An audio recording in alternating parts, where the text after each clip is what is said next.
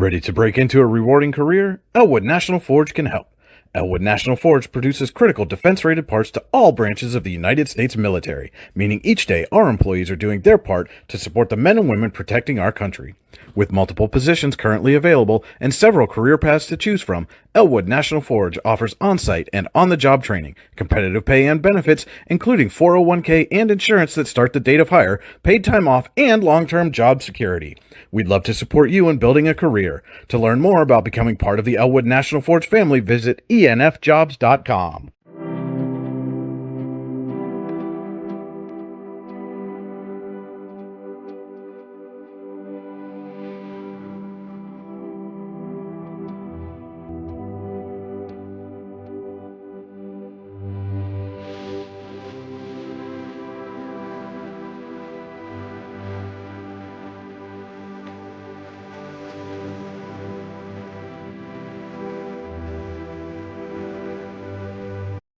For all your automotive needs, look no further than the Warren Tire Center. From new tires to tire repairs, PA state inspections, wheel alignments, and auto detailing, there's so much more that we can do for you, and there's no reason to go anywhere but the Warren Tire Center in Warren, Pennsylvania. With over 40 years of serving the Warren and surrounding communities, it's always been a great day at the Warren Tire Center. We offer same-day service and walk-ins are welcome. Open Monday through Friday from 7:30 a.m. to 5 p.m., the Warren Tire Center can be reached at 814-723-8050 and on the web at warrentirecenter.com. You've got dreams. Might even be something big. Imagine what you could do with the right solutions. Secured against evolving threats and set up to make the right decisions faster. At Acrisure, we help protect and grow everything you've worked so hard to build. We are the brightest people using the best of technology. We are an extraordinary advantage for you. We are Acrisure. Here at the Warren County Chamber of Business and Industry, we like to focus on our community and help our local businesses expand and succeed. Why join WCCBI? Not only do we offer a way for local businesses to grow and prosper, but we also provide business development, community involvement, and member benefits. Becoming a member of WCCBI includes benefits such as networking and ribbon cutting. Become a member or to see additional information, visit WCCBI.org today. With locations in Shippenville and Tionesta, Tionesta Builder Supply is a full-service home improvement center specializing in everything you need to build or remodel your home. From power tools and accessories to paint and sundries and general hardware merchandise, Tionesta Builders has everything you need to get your project done quickly. Find out more at tionestabuilders.us and like them on Facebook. At AGI Industries in Clarendon, our state-of-the-art fabrication facility brings your custom-engineered products to life. With cutting-edge machinery and skilled professionals, we deliver precision-crafted solutions tailored to your needs.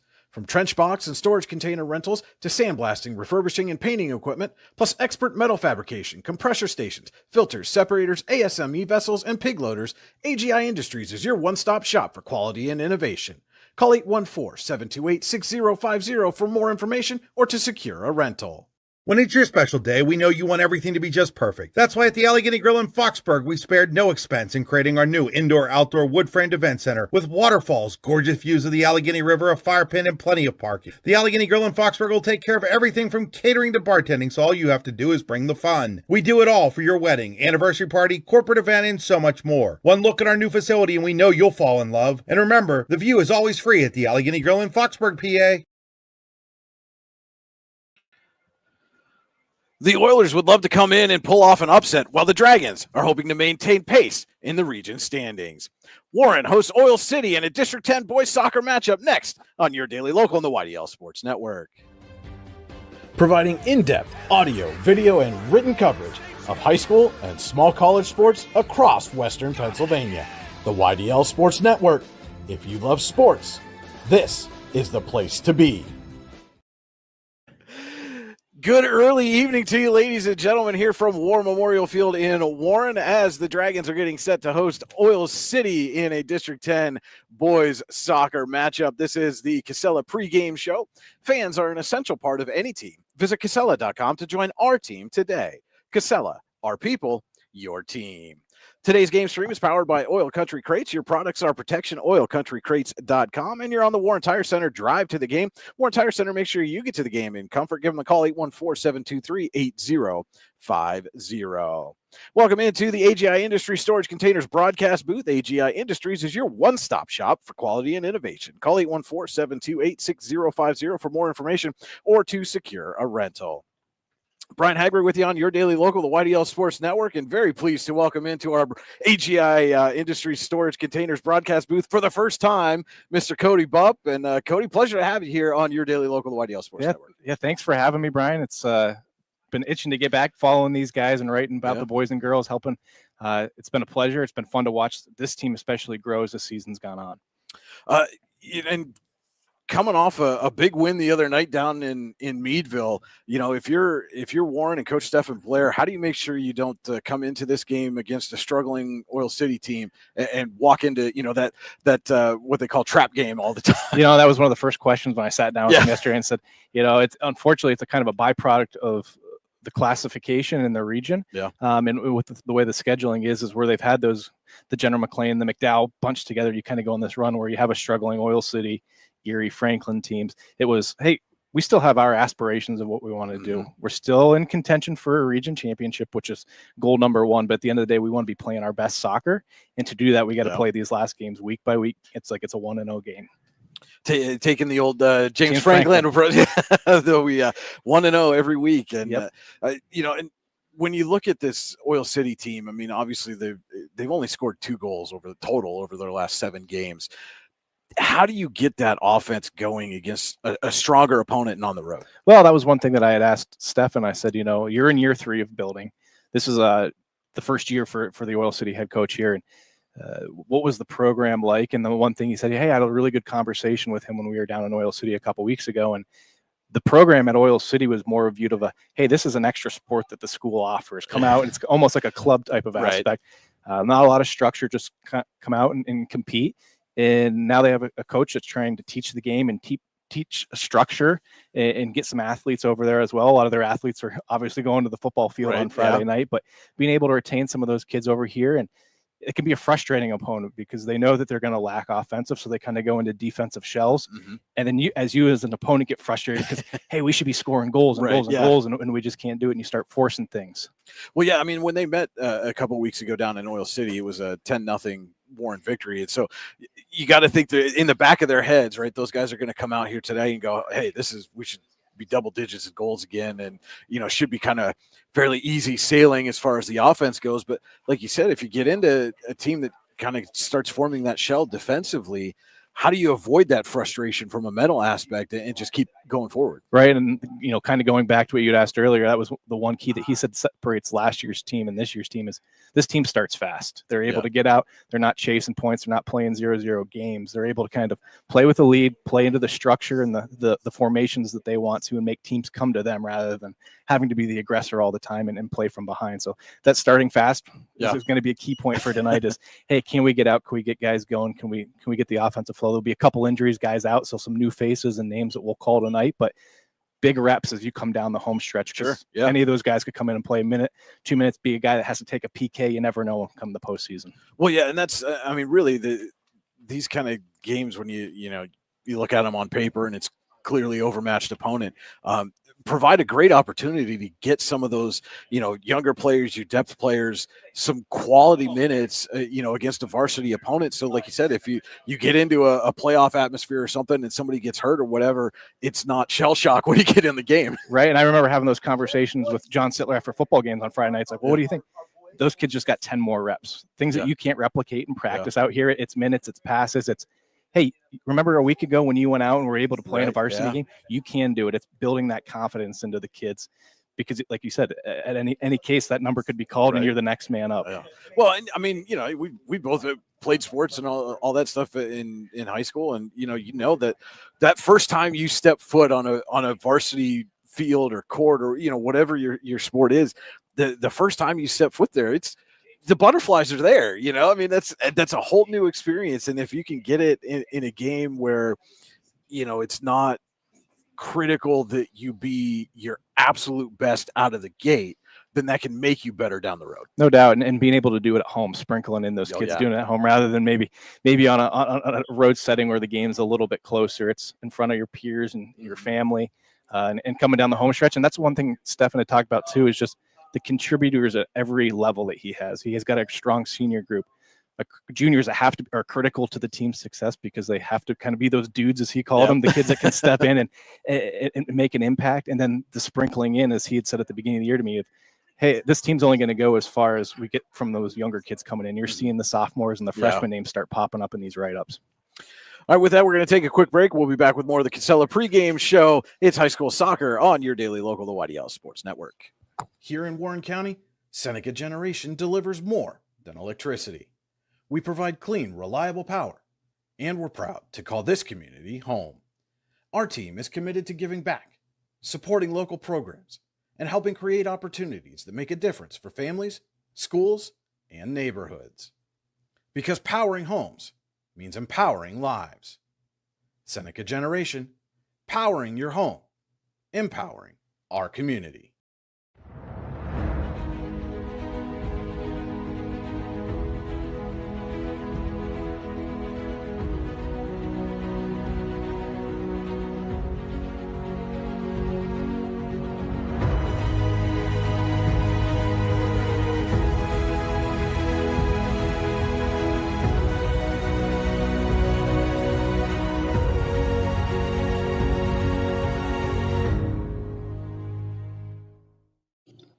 Icy Ink Screen Printing and Embroidery offers screen printing and embroidery on apparel as well as on cool gear like backpacks, window decals, and engraved tumblers.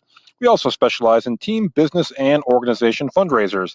Check out our Icebox stores online at icyinc.com or give us a call at 814-688-0034. Let's meet, drink coffee, and design some cool shirts. Be cool, wear Icy. If you're ready to buy or sell your home, then stop in at 4234 Market Street to let one of the agents at Howard Hanna Professionals help.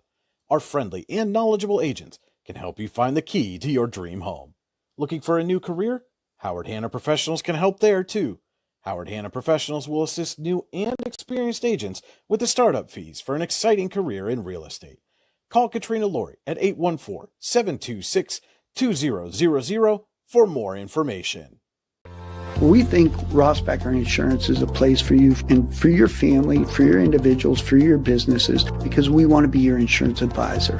We're local, we're knowledgeable, we have contracts with all different insurance carriers to customize and fit the right insurance program for your needs. We're here, you can come sit down with us, talk to us one-on-one, sit across from the kitchen table, sit across from our desks, and we can give you good insurance advice, how you can save money, where you don't want to save money and skimp out on coverage. And so we're there to help balance that and give you good insurance advice, good risk management advice. So after you have a claim disaster, you can have confidence that your family, your businesses, your cars, your assets are best protected.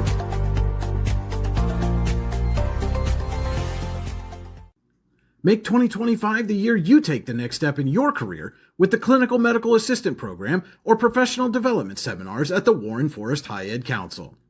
Learn how to make college affordable at the Financial Aid Seminar or grow your personal skill set with Fall Country Brunch and Event Planning Made Easy classes. Go to high-ed.org or call 814-723-3222 to register. The Warren Forest High Ed Council, your access to lifelong learning. Welcome back to the Casella pregame show. We're just about 2.5 minutes away from the start of this boys soccer contest as Warren hosts Oil City. Brian Hagberg, Cody Bupp with you on your daily local, the YDL Sports Network. And Cody, let's take a look now at our Howard Hanna Professionals keys to the game. Howard Hanna Professionals can help you get the keys to a new home. Call 814-726-2000 or visit howardhannaprofessionals.com.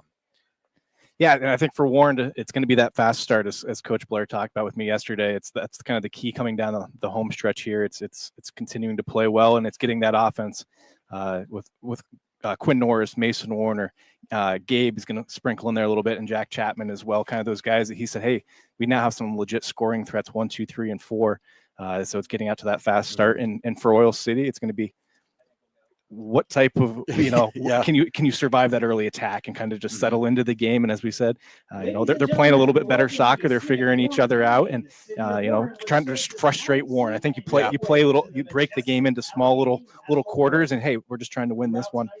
Can we get through that? Okay. Yeah. Hey, what happened? What do we need to do? All right, now let's win the next one. Yeah, if you can survive that kind of early onslaught, and then it becomes hey, maybe we're in their head a little bit, and now we can go on the attack. And those are our Howard Hanna Professionals keys to the game. As we're just under 2 minutes away from the start of this one, they're going to be announcing the starting lineups here in just a moment. Want to remind you that our scoreboard tonight is brought to you by Rouse. Rouse is caring for generations. Visit rouse.org to find out more. Our board is powered by Seneca Generation. Seneca Generation, powering your home, empowering our community. And you're looking at the Venango County View of the Field. Your View of the Field tonight is brought to you by Venango County, where there's always something to see and do. Visit them online, venangocountypas.gov. And our first half tonight is brought to you by Elwood National Forge. It's never too soon nor too late to set another goal or dream another dream. If now's the time for you, Elwood National Forge can help. With multiple positions currently available and several career paths to choose from, Elwood National Forge offers on-site and on-the-job training, competitive pay and benefits, including a 401k and insurance that start the date of hire, paid time off, and long-term job security. To learn more about becoming part of the Elwood National Forge family, visit enfjobs.com. Zeldin Crouch. As they're now announcing the starters for Oil City. Senior, number 6, Derek Jones. So that was number 5, Zeldin Crouch. Junior, Announced first. Number 7, 6, Derek Max Jones coming Ringo. up. Followed by number 7, Max Number 12, Lingo. Morris Woodhouse. Number 12, Sophomore, Morris number Woodhouse. 15, Drew Hummel. Number 15, Drew Junior, Hummel. Number 16, Will Swartz. Number 16, Will Swartz. Sophomore, number 18, Javon Taylor. Number 18, Javon Taylor. Freshman, number 19, August Giesing. And number 19, August Giesing. Senior, number 22, Hayden McFadden. And number 22, Hayden McFadden. They've got some Junior, number number changes 22. here. I see, Cody, you're checking them out as well. Yep. I believe that was Giesing, who was wearing 12. Sophomore, number 32, 25. Colton Pinto. Jaden Watson. And the Oilers are coached by Frank Giesing. Number 32, Colton Fento. Rounding out Frank Giesing's lineup for the Oilers tonight. And now for your Warren Dragons. We'll see the starters for the Senior, homestanding number Dragons. 2, Jack Chapman. Number 2, Jack Chapman. Senior, number 0, Aiden Meyer. Number 0, Aiden Meyer. Senior, captain, number 23, Quinn Norris. Number 23, Quinn Norris. Senior, captain, number 25, Luke Wilkins. 25, Luke Wilkins. Junior, number 11, Captain Carrington. 11, Trey Carrington. Had the Junior, game winner the other night. Kyle Jones. Number 10, Kyle Jones. Sophomore, number 1, Gabe Doherty. Number 1, Gabe Doherty. Sophomore, number 36, Bryce Grolman.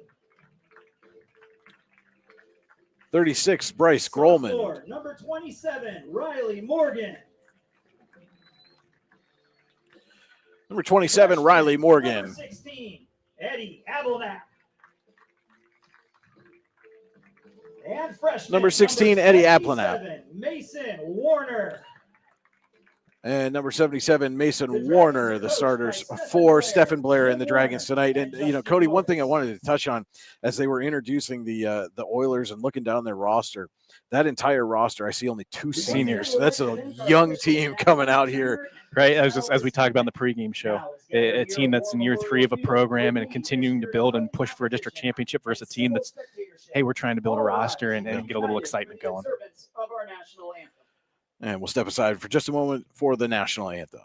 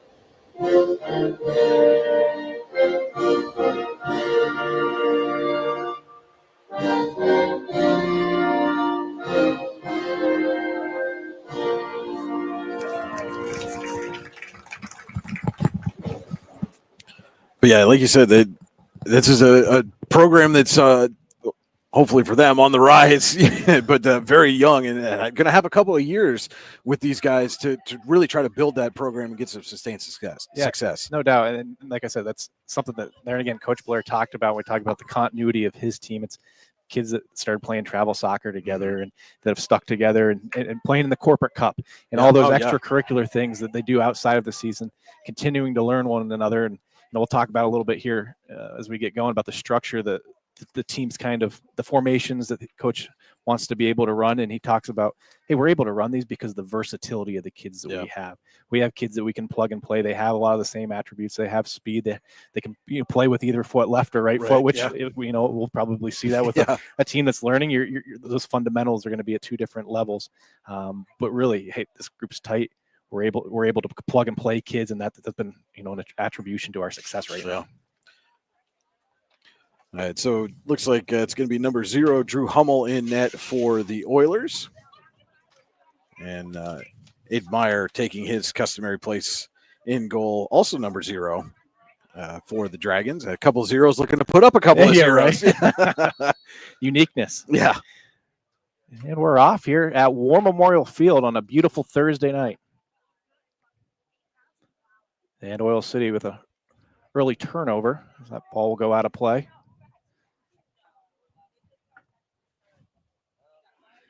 And as we talked about that formation that Coach Blair has tried to implement for the Dragons, playing that 4-3-2-1 structure. So for those at home, it's kind of like a Christmas tree, 4 on the back, 3-2-1 all the way up to the top. Like you said, it's complementary to the team and the roster that he has this season. So an early steal there by Trey Carrington and a long pass into the box, just too far. No, Quinn Norris is going to be able to chase it down. Norris. And a nice job there by the Oilers to thwart the first offensive attack from the Dragons. Good hustle by Quinn Norris, and he's kind of the heartbeat of this team. And a nice pass. Jack Chapman into the box. Jack Chapman. And he scores, and it's 1-0 Dragons early into the contest. We talked about not wasting any time. And Chapman less than or just over 2 minutes, less than 2 minutes, just over a minute in. I'm trying. This backwards math is not my strong suit, Cody. But either way, it was quick. No doubt it was quick, and that's a huge milestone goal. That's number 50 in the career for Jack Chapman, the senior. And Oil City will start this off, playing the ball back. That's Swartz, and that pass is picked off by Carrington. He's one of those players, Cody, that it always strikes me that, most of the time as we're, reading your recaps on yourdailylocal.com, he's always one of those guys leading the team in steals. But then every so often you have a game like the other night in Meadville where he scores a big goal. No doubt. Yeah. No, that Trey was one of those kids that I was hoping I was going to see on Friday nights out there in the football. But he's an athlete, and Coach Blair talked about. He's one of those guys that in that midfield he can play defense. He can go out and get steals, but he can also on the flip of a button go out and provide some offense for the team. Oh. So as we were talking there, that was Lingo that played a deep ball in for Oil City. Aiden was able to come up and catch it on one hop here. So Oil City starting to settle in a little bit here, possessing the ball. And that's Woodhouse over, and that one's stolen by Chapman. Quinn Norris with a quick one-touch pass up, and that's Gabe Doherty. As Gabe enters into the 18 box, and that one is going to be saved. And a nice save there going down to a knee is Hummel. So a long throw out here to the near side to Lingo. Early on, it looks like the offense for the Oilers is going to go through number 12 Woodhouse here on the near side as that is cleared out of the box again, and we're going to have a throw in for Oil City.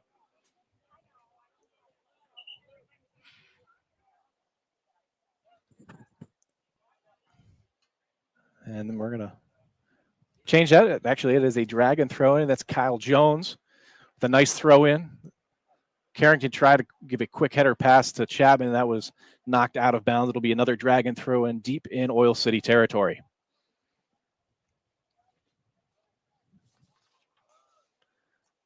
And that was Riley Morgan coming up for the throw in for the Dragons. And now the Dragons will change field and flip it. That is over to Warner. Doherty down the left side. Cut off by a couple Oil City defenders, and he'll play it back.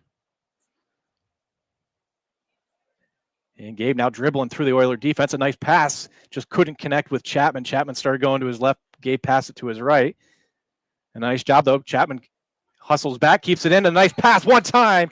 And Gabe Doherty gets on the board to make it 2-0 Dragons. Dragons goal number 1, Gabe Doherty. Again, you mentioned it a couple of times, just the passing there, getting able to get through the Oilers defense really set up that second goal here for the Dragons. First 5 minutes of this match, and they're up 2-0. Yeah, it's that fast start that Coach Blair was looking for, and to come out and establish your dominance early, and hopefully here we'll tack a couple more on and start calling some different names. That's Norris that forces almost an errant pass, and Warren quickly on the offensive attack again. It's Doherty up to Chapman. That ball is contested and knocked out of bounds. It'll be we're getting a Dragon corner kick. It looks like we will. That was number 5, Zeldon Crouch, knocking it out for the Oilers. So it'll be Quinn Norris teeing it up in the corner. And he'll play it up to Luke Wilkins, who came running up from his defensive spot, and his shot goes high and wide, and it'll be a goal kick for the Oilers. That was one of the things I've always wondered about is, what strategy do they go into some of those corner kicks sometimes? I mean, more often than not, right, you see them go straight in front of the net, but every so often you see that, and we're going to try to sneak something by you here. Right, and those are those things coming down the stretch, those set pieces that become crucial. Hey, you get 4 or 5 of them in a playoff game, we got to be able to capitalize on and keep the pressure on. So definitely things also here as the game goes on to look forward for the Dragons. Say, hey, what type of corner kick pieces are they going to play with? So Carrington will corral that and play it back, and that one is stolen on the play by number 7, Max Lingo for Oil City as he clears it down the field. He was looking for number 25, Jaden Watson. Luke Wilkins was able to knock that one away.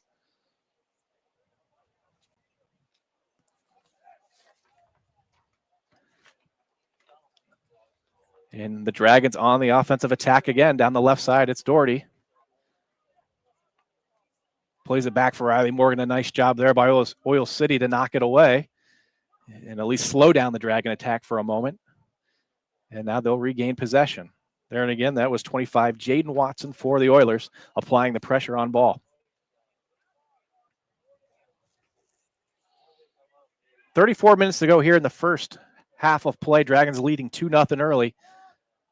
And now Doherty with a kind of a tipped pass there. and it'll be a goal kick for the Oilers. It was intended for Chapman again. So early connection, as we talked about, those kind of those 4 ping pong passes between Norris, Doherty, Trey Carrington, all hopping in to apply early pressure for the Dragons. This will be Morris Woodhouse making the free kick.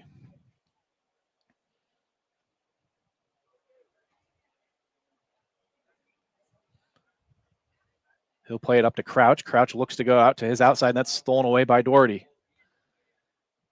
Gabe cuts it back, looks inside, and that shot's right at the goaltender Hummel, who makes the save.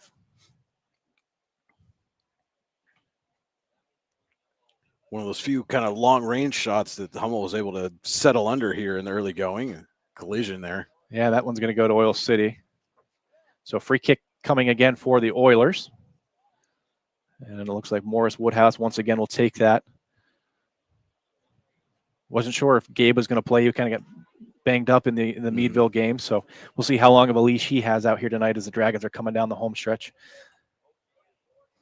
Well, and like you said, that's got to be one of those players that Stephen Blair is looking at. If Warren's able to add to this lead relatively quickly here, he might be first on the list to maybe sit down and get some extra minutes of rest. No doubt. And that pass that was Riley Morgan looking for Quinn Norris down the near side, just a little bit too far. Throw in for the Oilers. And one thing that is unique is Coach Blair told me a little bit about the formation, the 4-3-2-1. It's every level has to move. And that's been the biggest thing, is teaching the kids, hey, as the defense moves, then the midfield needs to move. And those kind of 3 attackers that kind of rotate around have to move as well. It all moves together. And he's attributed a lot of that success to the film. There are a lot more diving into film and showing, kids right now want to see, hey, how am I supposed to move? I didn't do that. Oh, the film doesn't lie. Hey, you need to come up and contest that ball. And he said that's helped out immensely here this year for the Dragons.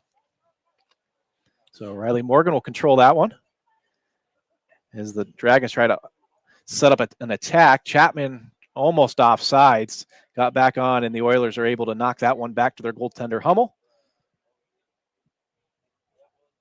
And a nice job there by Oil City to step up and slow down that long pass.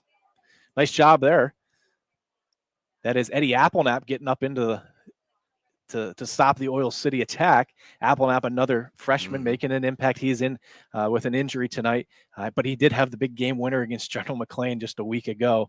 There, and again, another kid that Coach Blair is really looking forward to, not only the remainder of this year, but 3 more seasons after. Well, yeah, and when you can get a big game-winning goal like that as a freshman, that's got to do a lot to really build the confidence, not just through the rest of this season, but going forward too. And that ball by the Oilers defense is played out of bounds. Kyle Jones will get the throw in for the Dragons. And tried to throw a long pass to Chapman and kind of short-armed it and one-hopped it. Quickly stolen by Oil City. And that long pass is going to be an easy stop for Hummel. 30 minutes to go here, opening half. Dragons leading 2-0. And Jack Chapman tries to get a little offensive going. Him and Gabe Doherty putting pressure on. Long-range shot goes high and wide. And that was Trey Carrington just outside the 18-yard box coming up. And he didn't miss that one by much. There's just about a foot or two between the ball and the crossbar there. So goal kick coming for Oil City. As Hummel plays that one out to Fento. Colton Fento plays it down the near side to Lingo, and Lingo back into the middle. That's Woodhouse with a nice move. Plays it back to Lingo, who looks for Woodhouse. And 2 Oilers now pressing on as Aiden Myers got to come out, and he boots that one high and clears for the Dragons. And that's Quinn Norris who brought it down, plays a long pass to the far side to Gabe Doherty, making a run at it, and a nice job again by the defense of Oil City to at least contest him into the box. That last one got just a step in front of him, allowed Hummel to come up and stop the momentum. Dragons doing a nice job, though. We've seen multiple long passes from side to side, being able to connect on them early. Now these last couple, just a couple steps out of reach. But nonetheless, something I'm going to assume that Coach Blair said, hey, let's try to work on this. As Quinn Norris hops into the action, and Quinn Norris' shot deflected, and it goes wide. It'll be a corner kick for the Dragons. Thought I couldn't see who that was on the far side, but I thought he was going to have a chance at a redirect off the rebound there. It just went out of his reach. Yeah, I think that was Gabe Doherty coming in again. There and again, Dragons all over the Oilers here early. 29 minutes to go in the first half of the match. And that corner kick, I'm going to assume by the body language there that Quinn mishit that one. Yeah. Oil City quickly cleared it out. He'll get another redo here for the Dragons. That one into the middle of the box, deflected shot from outside, and it goes wide. And the Dragons once again will have another corner kick. Well, you talked about this is one of those games where they get a chance to work on their set plays. They've had a chance to do 3 of them right in a row here. And this one's going to go a little bit further. A running start there for Gabe, and he just missed that one and deflected it wide, and it'll be a goal kick for the Oilers. So the Oilers defense able to withstand and can at least contest and making the Dragons earn these goals early on in the contest. Pressure there by Chapman. Long range shot by Gabe Doherty is deflected wide. And once again, Dragons another corner kick being awarded here on the near side. It'll be Quinn Norris again. This was a nice job by Hummel to get a hand on that one, though. Get it out of the way and give his team another chance to play some defense here. You know, like you said, a nice job there. And if I'm Oil City, I'm content. Hey, take those shots all you want from that 16, 18-yard range. And that one is headed outside and over the net. It'll be a goal kick for the Oilers.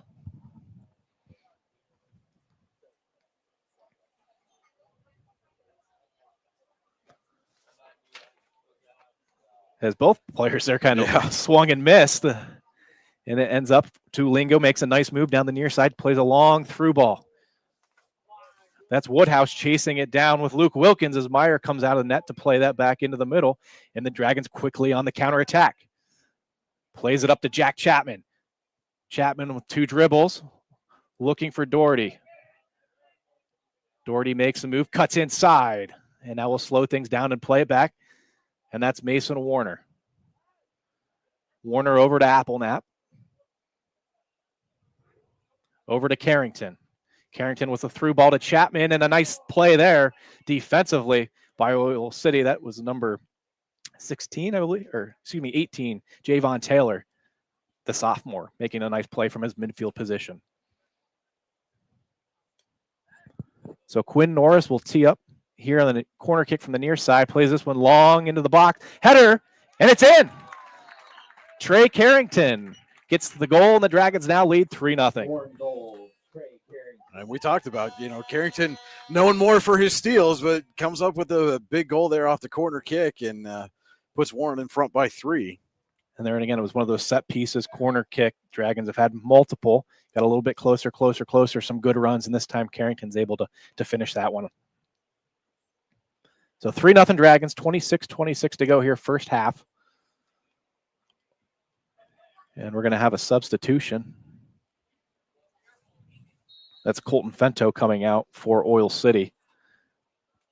I'm trying to get a number on who came in for him. Number 20, Preston Fink, a sophomore.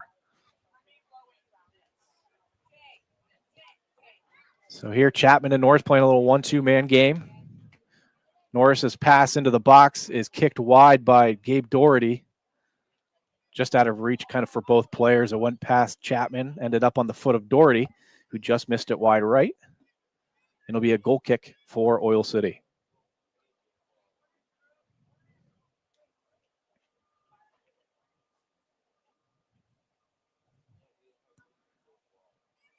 That's Derek Jones possessing the ball for Oil City. And that'll be Mason Warner now getting it back into the middle of the Dragon attack to Riley Morgan, who plays it near side to Kyle Jones. Jones into the middle to Carrington. Carrington just misplayed that. Was looking for the through ball into Chapman, but he quickly follows his own mistake. Nice pass in the middle. Chapman is going to finish that one. A nice job there by the Dragons, playing opportunistic, able to make up for their own mistake. Trey Carrington chases down, kind of like that shooter in basketball, chasing down his own rebound, and was able to make a nice pass and a nice finish by Chapman. And Carrington's got some good speed on him too, and comes by a lot of that naturally with his dad, one of the great wrestlers in Warren history, and Mom Wendy was a bit of an athlete herself and one of the cheerleading captains, if I'm not mistaken. couple of years ahead of me, and I know they're big fans of what we do here on Your Daily Local too. So I want to thank them for that. They're always giving us good feedback and letting us know what's going on with things. And we had a Dragon substitution after that goal. It was number 4, Grant Newton, coming into the ball game for Chapman. And a long shot is easily saved there by Aiden Meyer. As his kick comes up to midfield, and that's Quinn Norris again. Nice pass. He saw Carrington making a run. Can Trey beat the goaltender? Plays it to his left, and it's going to trickle in. A nice play there, and again, off a nice pass from the goaltender, comes up the midfield. A nice through pass from Quinn Norris, and Trey Carrington's able to finish it. Again, it is now 5-0 Dragons. And that was that long pass that they really have been trying to get through all half. And that time they connected on it almost perfectly and making a nice move to get around the goaltender. And then it's nothing but open net in front of them. There again, it's that they know where each other's going. You know, it's a quick turn of the head and that ball's through. And the Dragons have done a nice job here being able to connect on those early on. This will be a throw in for Oil City just in front of their bench. Morris Woodhouse. And that ball is contested by Newton. Newton steals it and will now work down the right side. Nice move by Newton there to maintain possession all the way through. And there and again, another younger player that Coach Blair is looking forward to playing bigger minutes as the season comes down to an end into the postseason. This is Quinn Norris now making a move inside the box and plays it and that one's just tipped wide. That was 27. Riley Morgan trying to make a run at it, and Oil City will clear the ball. And this is Derek Jones now on the counterattack for Oil City.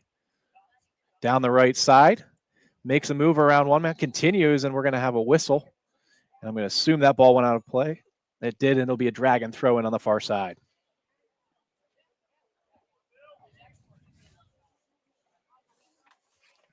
And you mentioned Newton a couple of times and Norris quite often throughout this first half. And folks that have been with Your Daily Local YDL Sports Network all through the fall, those are names very familiar to them on the volleyball court, as those ladies have a big matchup tonight in General McLean. And I know some of those fans are watching here as well and want to welcome them in and say thanks for tuning in. And Dragons had another substitution there. That is number 9, Bill Bennett, coming in for Gabe Doherty. So we'll see if that is the end of the night. Yeah. 23 minutes to go. Dragons leading 5-0 here in the first half at home at War Memorial Field. In a region contest. As we said, the Dragons coming down the home stretch of their schedule. They'll go on the road their next game at Erie before finishing with their last 3 at home next week. And that long pass, Hummel will come out and corral for the Oilers.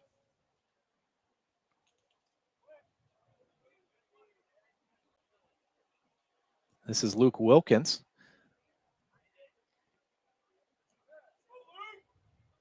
Luke tries to play one through. It's deflected off of the defender there.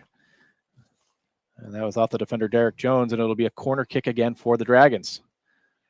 So some new faces in the ballgame. We'll try to identify those as the game continues to go on and get everyone their due. Unlike most other sports, you don't get a stoppage necessarily every time somebody new comes in.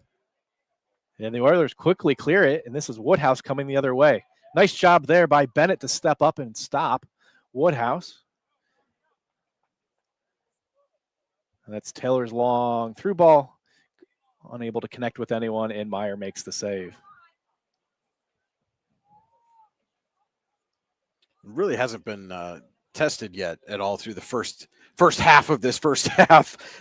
Has Meyer, but you know, if you're a goalkeeper, I mean, how hard is it to maintain focus and possession in a game like this, you know, when you're not seeing the ball come your way all that often? And a nice through ball there. That's Norris playing it into the middle.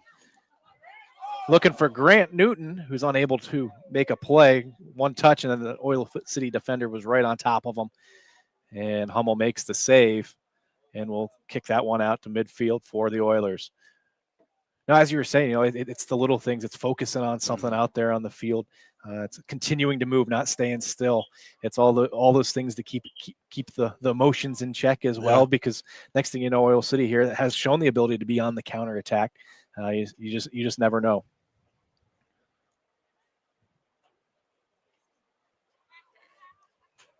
And a long throw, a nice throw in down the near sideline there by number 12, Woodhouse. And that ball is going to be out of place. It'll be a throw in for Oil City. So Oil City, this will be one of the deepest they've been into Dragon territory. And all of that from a long throw in down on this end. Right. So that was Woodhouse looking for Watson.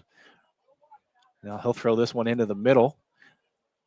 Nice play there by Riley Morgan to corral. And now the Dragons one touch again. It was up to Carrington, plays it wide to Grant Newton. Grant Newton going to make a run. And a nice job there by Woodhouse again for Oil City coming over to stop the Dragon attack. And it'll be a throw in for the Dragons.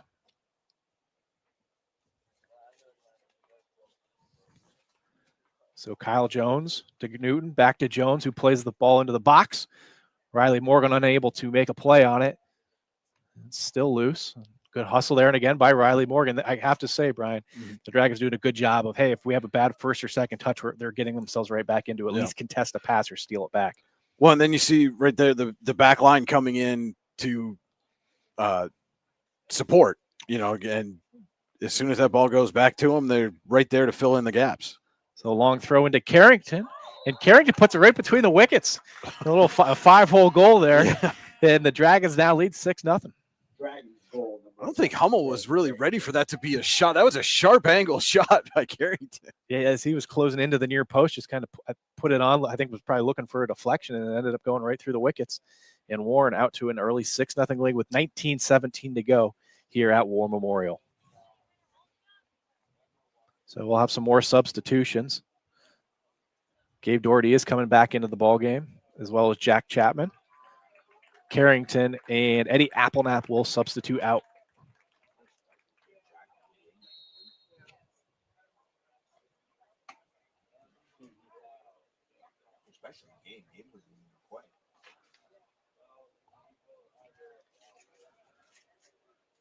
And this is Quinn Norris now for the Dragons, making the steal. A nice through ball to Newton for one touch and a nice try. Tried to go to the near post and a nice save there by Hummel. Almost ready for that one. It almost caught Hummel off balance, though. Yep.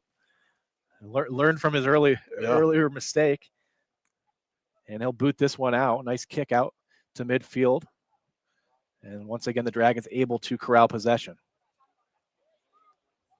This is Gabe Doherty now in the middle of the Dragon offense. Plays it through to Quinn Norris. Quinn Norris with a shot to the right, and he'll score. A nice pass from Doherty to Quinn Norris. And it's now 7-0 Dragons. Dragon goal number 23, Quinn Norris. So we are seeing some guys coming back in, but now we're seeing some different positions. And this goes back to talking about that flexibility. Hey, where can I plug and play these guys? If something happens, can I put this guy here? Do we still have that? Or maybe you find something, Brian, too. Yeah. That, hey, this guy's been playing out in the left all year. Now he can play in the middle, and maybe this might be a new home. Yeah. Well, and again, it gives you that versatility if you have some kind of, injury situation or somebody, somebody gets a red card or something like that down the road. Now you've got options to, okay, this is how we're going to handle that situation. And that's going to be Mason Moore now checking into the ball game for the Dragons in place of Riley Morgan. Want to let you know tonight's game is also being brought to you in part by the Lander Hope Clinic. Medical care for your whole family. Call 814-593-0011 or visit landerhopeclinic.com to request an appointment.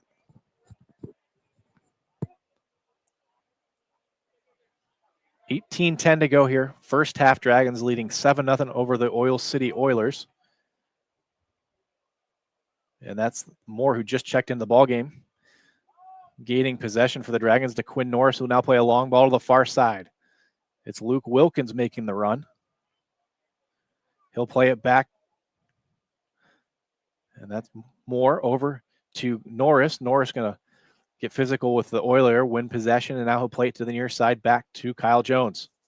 Jones looking for a Dragon to make a run. It's Quinn Norris who's going to outrun the defender, but not outrun the goaltender as Hummel comes out and makes the save.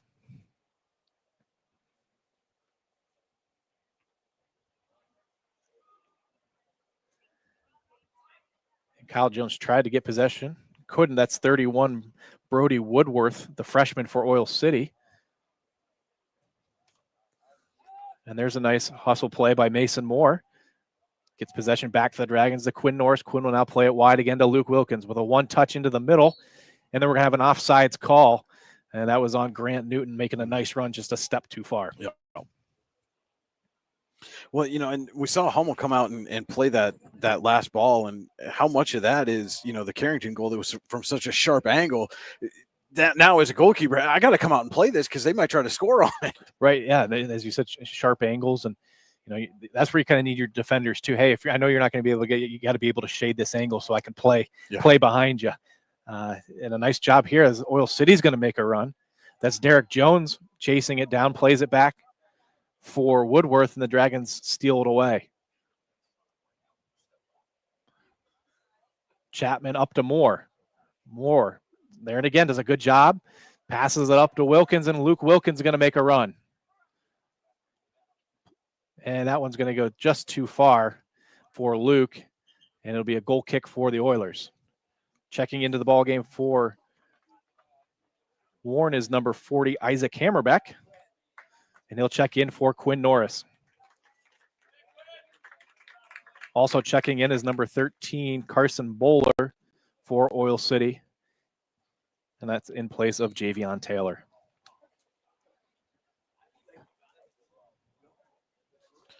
And again, Cody, you got to wonder, some of these guys that are coming out that already have a couple of goals, how much of them are we going to see the rest of tonight? As that shot by Wilkins is corralled. And Hummel play it to the near side. Nice job. That's Chapman racing through to steal that pass. And off of the Oil City defender will be a throw-in Dragons. Yeah, that was number 4. As I said, number 40, Isaac Hammerbeck checking in, another senior on this Dragons team. And throw in goes to Newton. Newton plays it back to Jones, who goes back to Newton on the near side. Centers it up, that header just over top. A nice try there. That was Luke Wilkins. There and again, a name that we normally see on the back end of the defense has now come up. And that was one of the things that Coach talked about with me yesterday was all year that, everything coming into the season. And that was Luke Wilkins was working up front. Yeah. And then they had the unfortunate injury to Dominic Holmberg right before camp started. And Luke had that natural ability to go back and kind of fill right in. A natural guy up front getting back in his home position. And that's Doherty playing it through to Wilkins. Wilkins scores. He's able to finish that one.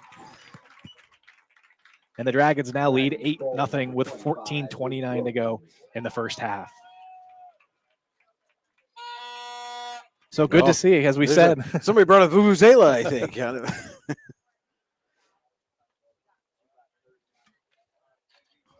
Not used to hearing. I'm more used to hearing cowbells and stuff up here.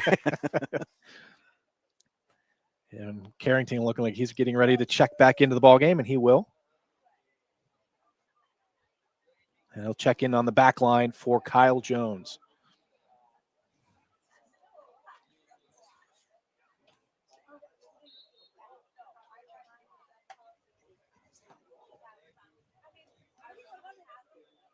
So long pass there, headed out by Bennett up to Gabe Doherty in the middle. Gabe looking for someone to make a run. He'll play it through to Wilkins. Just a bit too far as Hummel comes out from his goalkeeping spot to kick it away.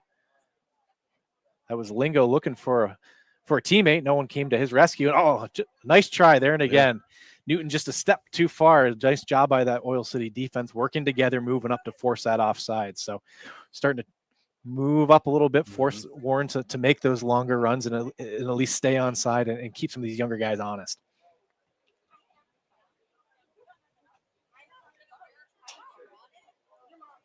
So Chapman will play that back to Bennett, to the near side to Carrington. Carrington to Newton. And a nice job there by 25. That was Jaden Watson applying the pressure for the Oilers as Newton cuts it back into the middle of the field to Doherty.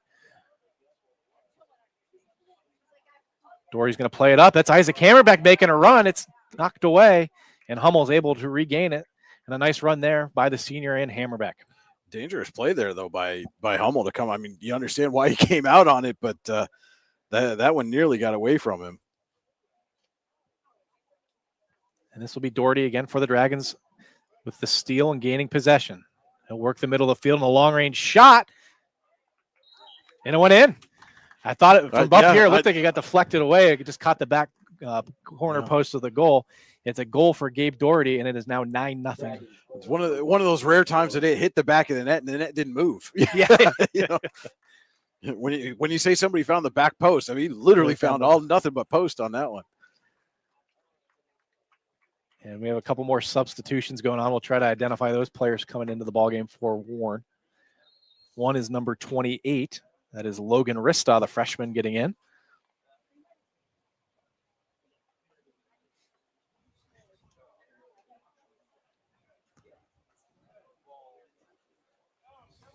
And Oil City here going to try to get an offensive attempt. Meyer coming with a long run. We'll clear it back to midfield. Here's Rista looking for Hammerbeck. There and again, a nice job. Rista chased it down, almost forced a turnover. Chapman now in the middle. Looking for Doherty to make a run, and there he is. Gabe with one touch, long-range shot. And Gabe Doherty again knocks it in the back of the net, and the Dragons add on to their lead.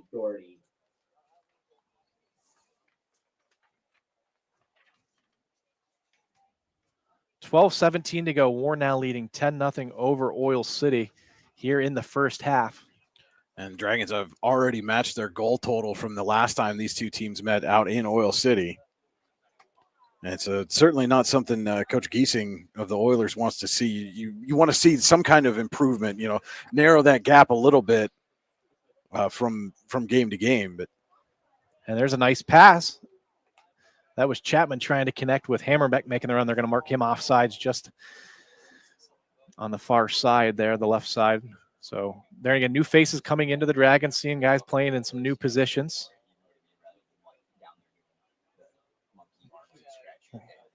And the long kick here for Oil City, bouncing around.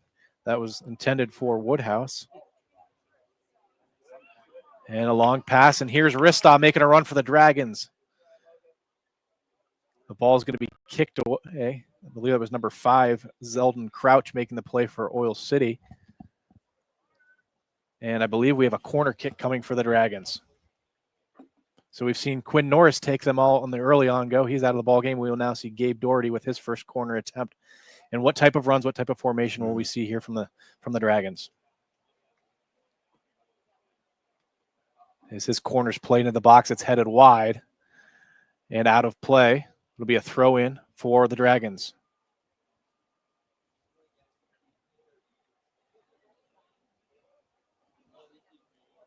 And that's throw in is to Chapman with a long range shot and a nice save by Hummel. There and again, trying to catch him sleeping, and a nice save there with his left hand out all the way outstretched to save that one from going in. And you could probably just make him out down in the corner of the screen there, but photographer extraordinaire Mark Evans down there to getting some great photos. And I know Mark's been on vacation for a while. Good to see him back and snapping the action. Right before that corner, that was Aaron Gaussman, number 15, checking in for the Dragons.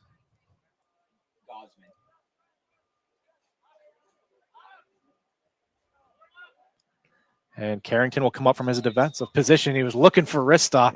There to get a young Dragon up there looking for his opportunity, licking his chops, and just was a step too far. There again, nice job by his defense continuing to move that back line up. It almost seemed like they could kind of see him cherry picking down there and just say, we're going to take a couple steps forward, make sure you're offside, even if they get the ball to you.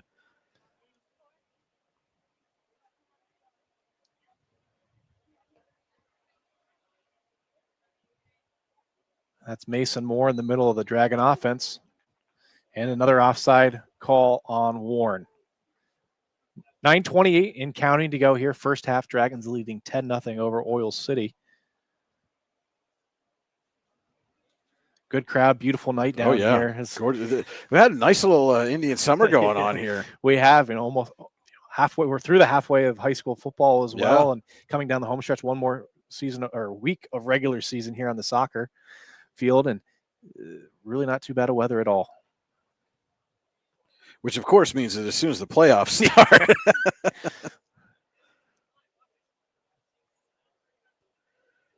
And that one's headed down. Both teams trying to get possession. And now that'll be wrist off for the Dragons with a nice pass up the middle.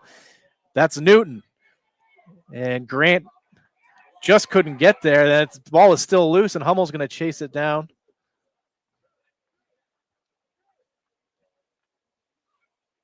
And clear that one out. 8:30 to go here, first half. That's Bennett coming up from the defensive possession.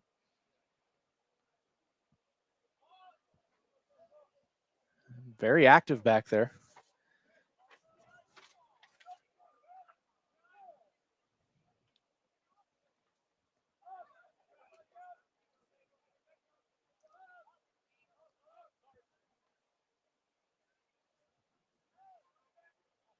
And that one will be played to the far side. And Dragons give up possession for a moment, and then before Jack Chapman wins it back, and then he has it stolen away. Nice play by Morris Woodhouse. Oh, he just fell down. The Turf Monster came up and bit him on that one, I think. And we got a hard takedown here on the near side. Be a free kick for Warren. And we'll have more substitutions coming in for Oil City will be number 6, Derek Jones, as well as number 24, Sawyer Green. And for the Dragons, it'll be a host of changes. It'll be number 22, Sean Lang, number 47, Bentley Sherry, and number 18, Wyatt Cattell.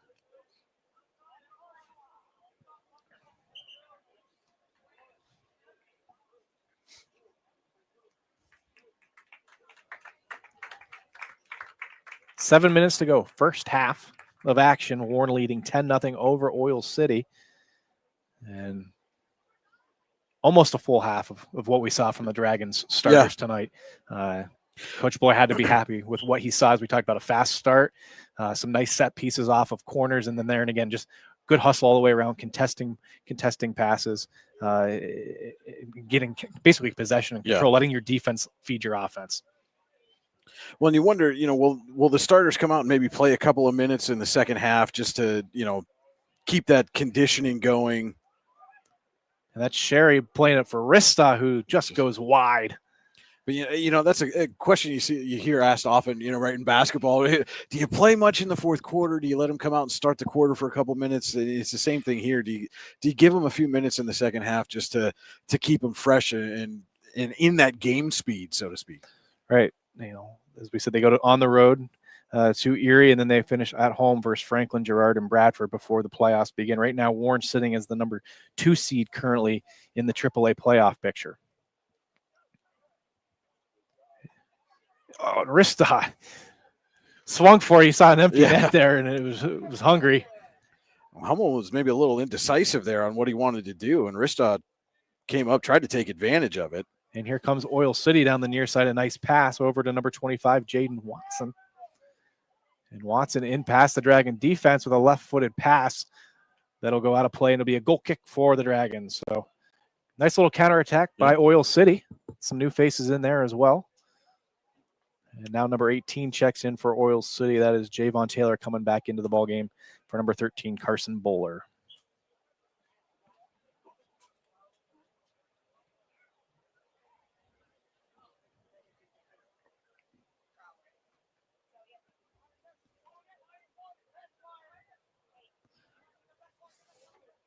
That's Lingo getting possession for Oil City. Done a nice job in that midfield role for them tonight.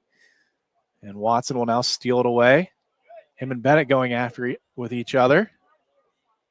And Watson again tries to get a centering pass, just can't connect. It's behind the net. You can't get the angle on it with that left foot. So a goal kick again for Aiden Meyer.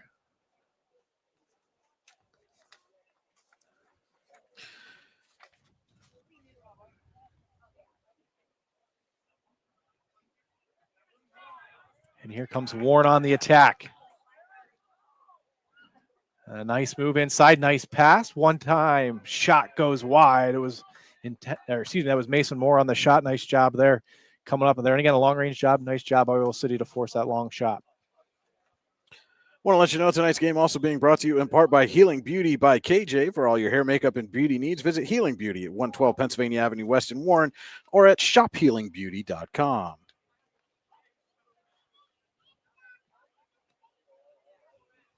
Looks like we got a free kick coming here for Oil City. It'll be Lingo going back to take that for the Oilers.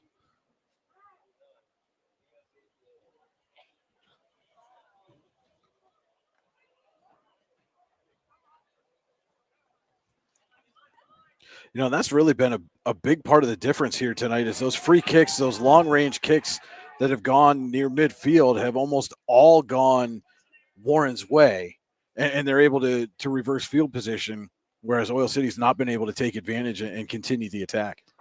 And that was Eddie Applenap that was trying to make a nice pass down the near side, just couldn't connect.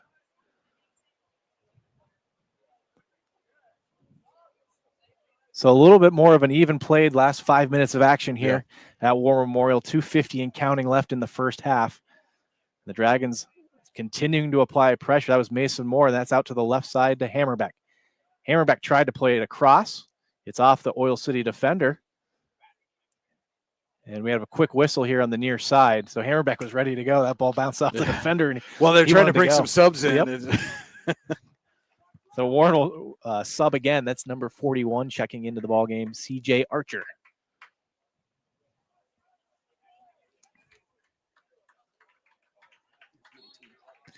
And as well as number 19, James Chapman. And that's Chapman. Chapman with a long-range shot. And Hummel makes the save for the Oilers. And plays to the near side, a long throw, nice throw to Watson. Watson makes a move. And the Dragons defense does a good job. That's Bennett coming up.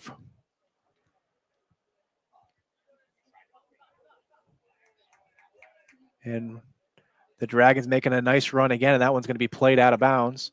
And a corner kick for the Dragons with 1:40 and counting to go here in the first half.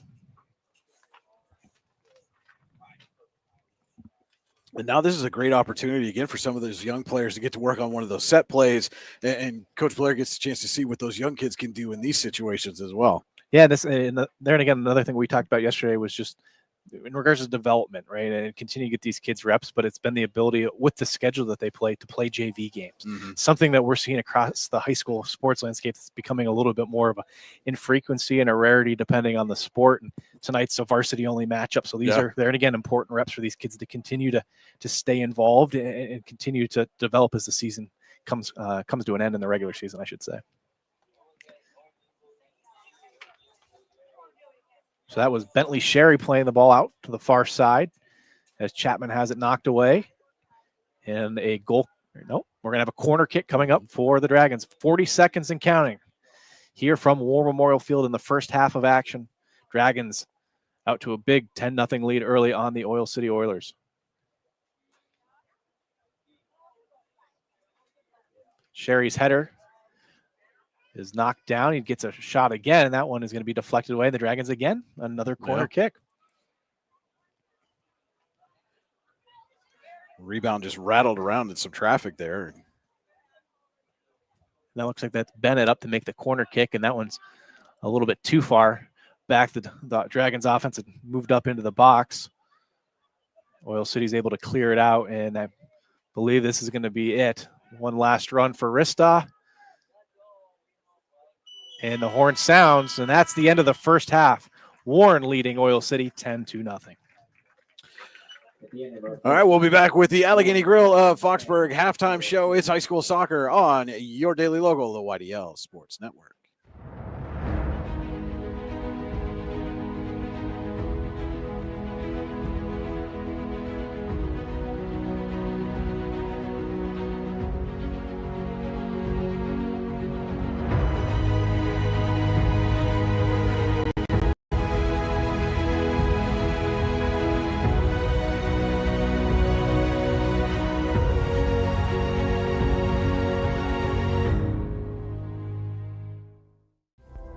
Discover radiant beauty with Healing Beauty by KJ. Our natural, cruelty-free skincare line harnesses the power of nature to nourish and rejuvenate your skin. From hydrating serums to soothing creams, find your perfect routine. Shop now at shophealingbeauty.com for exclusive offers and free shipping on orders over $50. Healing Beauty by KJ. Glow naturally. Shine beautifully. Icy Ink Screen Printing and Embroidery offers screen printing and embroidery on apparel as well as on cool gear like backpacks, window decals, and engraved tumblers. We also specialize in team, business, and organization fundraisers. Check out our Icebox stores online at icyyyinc.com or give us a call at 814-688-0034. Let's meet, drink coffee, and design some cool shirts. Be cool, wear icy.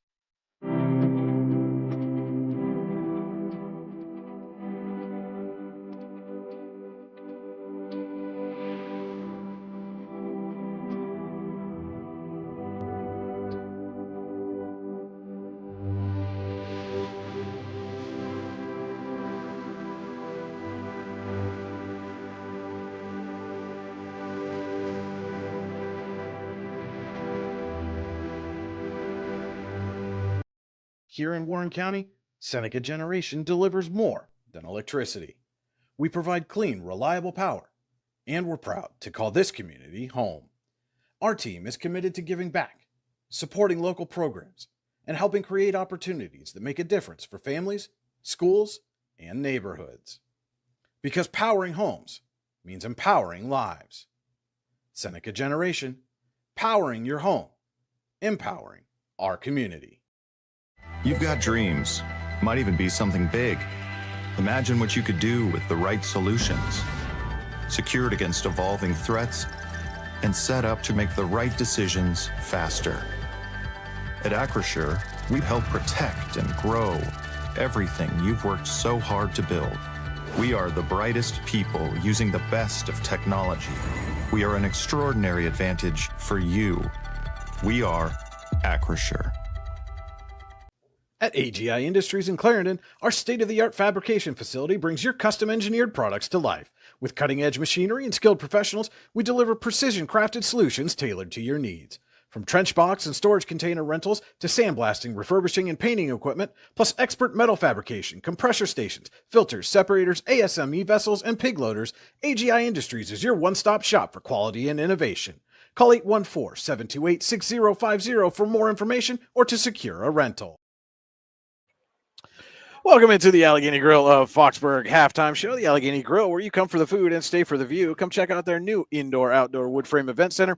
The Allegheny Grill was recently voted the #1 waterfront restaurant in Pennsylvania. Find out why at AlleghenyGrill.com.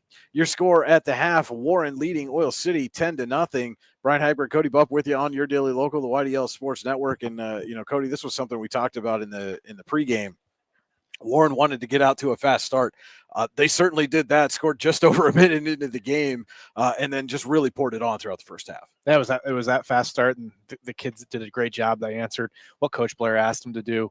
I think there's a lot of positives. Obviously, he's going to find things in there to, hey, we need to do a little bit better here and there. But then again, I go back to that versatility. So, if you're tuning in and this is the first time you've seen this Dragons boys soccer team this year, it's versatility. It's the ability, as you saw throughout that, where guys that started on the front line and that 1-2 structure, now we're playing on the back line, and they were hopping right back into the into the Dragon offensive set. And there again, younger kids stepping in, making impact plays, even still when the game was, we'll call it in check, right? When it's 3-0, it's 4-0, it's even 5-0 early on. Those kids are coming in, making nice passes. They're contesting, but every kid out there is hustling right now, right? Everyone wants a piece of the pie, and it's fun to watch and seeing kids 1 through 22 on that roster all in the ball game. As you mentioned, with this being a varsity only match here tonight, if you're one of those kids that would normally see a lot of JV minutes, you got to maximize your opportunity here at the varsity level, because you're not going to have that extra that extra match to get your time in and get working on your game. So you're getting valuable minutes at the varsity level that's preparing not only your team for the remainder of the season, again, like we said, if something should happen down the road or whatever, right, but also for your own personal development. You've got to go in there and understand the opportunity that you're being given in a situation like this to take full advantage. Yeah, as we used to tell the kids on the football side, it was always go put something on film.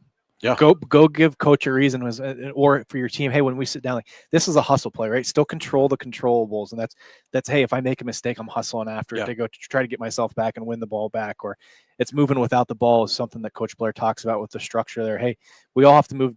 Just because you're on the front line doesn't mean you have to. You're standing up there and cherry picking all game. Hey, you need to be coming back and helping your defense, because your defense is going to feed your offense and feed you as well. So it's been fun to watch all of those pieces move together. The one touches, the ability to control a long pass. And that's something that's unique as well with those long passes. It's the ability to trap the ball, make a play off of one or two touches. It's not a clumsy off a knee or off a shin guard and you're chasing it down. No, it's in stride. It's playing it ahead. And those are just all fundamental things that, with an older group, that you would expect to see from this Dragons team. Yeah, and they played most of that first half in the Oil City end of the field. They were in the offensive zone virtually the entire half. Oil City had a couple of runs late in the half, as some of those JV players came in the game. But, you really can't ask for much more than that. You played almost the entire first half in the offensive zone. You put up 10 goals. Again, every coach is going to find something, hey, there was a run we missed. Somebody was offside. We didn't score on a couple of the set plays that maybe we probably should have. Those are the kind of things. But, when you're getting down into the minutia, as it were, of your film, looking for stuff we got to find something to take away from this that we can work on.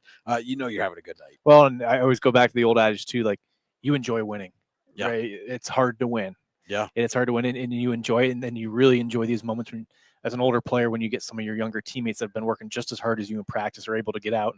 Hopefully we could see some of those guys score their first varsity goal tonight, or, getting on the stat sheet and hearing their name over the loudspeaker at home. It keeps you juvenated, as we said, because it's very hard. And that was one of the conversations I had with Coach Blair yesterday was, hey, well, at least you're playing JV games, because that gets hard, but you get into week 8, 9, 10, like a game like tonight where you don't have a JV game, they get into a varsity. It's how do you keep those kids invested?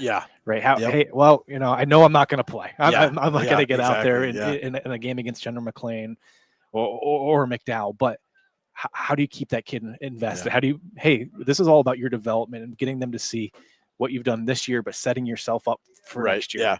Well, and that was, you mentioned, kind of the football aspect of it. And that, one of the things we often had, sophomores filling out the special teams, and that's a way, but you don't have that kind of option with a sport like soccer. And it's just, like we said, it's constant movement, and, the clock doesn't stop necessarily for subs to come in even, and save some of that time.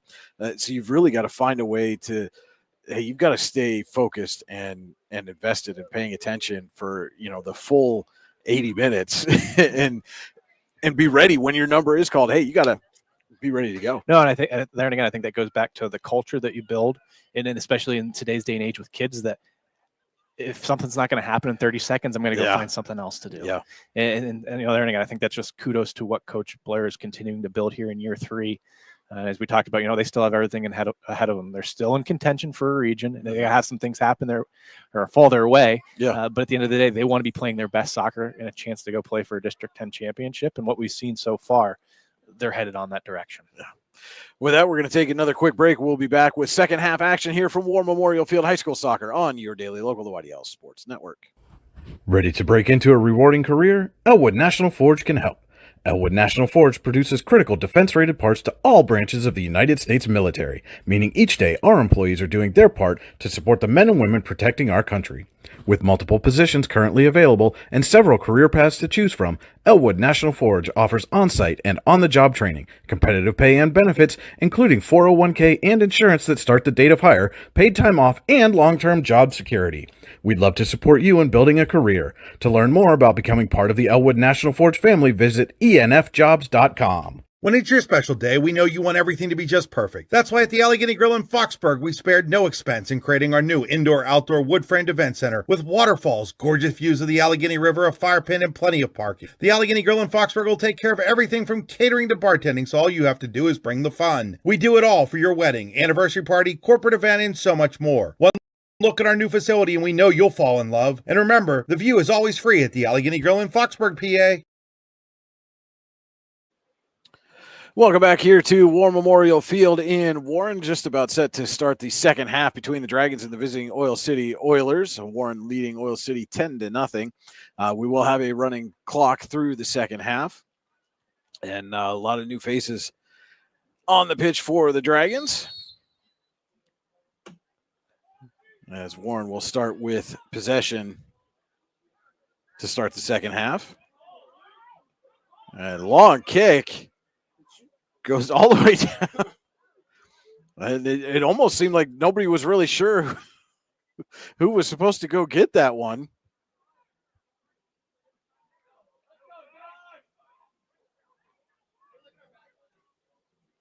So Hummel with the goal kick.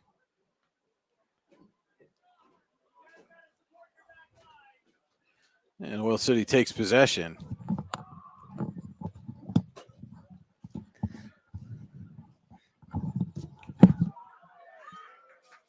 And that one's going to go a little long again, and Hummel's there for it.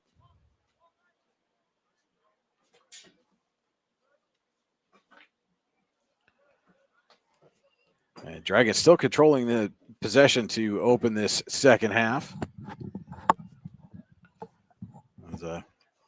Cody Bupp, you got a little extra set of bleachers in this evening, getting your workout in today. I said, give me 2 more minutes, and I'll be back with you.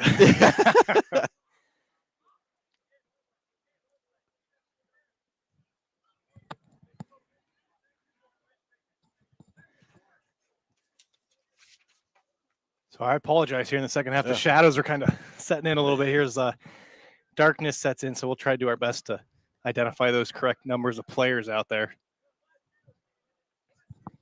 And a lot of new faces on the field too, and that's Josh Westover making a long run. And Mason Warner coming up and almost steals that one away.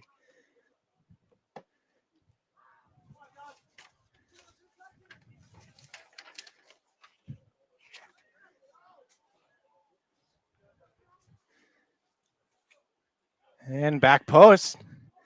It's Riley Morgan back into the middle. Westover shot, fanned on the first one, and second one was deflected away. And that is going to be off the Oilers, and a throw in for Warren. Westover had a great look there and just kind of whiffed on the kick. And now this is Chapman. So we used to see him on the front lines, is now in the back line. And as you said, Coach Blair wants to develop some of that versatility, and this is a prime opportunity to do that. And that's going to be Wilkins playing a nice long ball out. That's Morgan's cross is knocked down, gives chase, and then he's going to play that one wide. We have an Oil City player down. Did a nice job, knocking down that crossing pass, but he's definitely feeling that one. It's a goal kick for Oil City.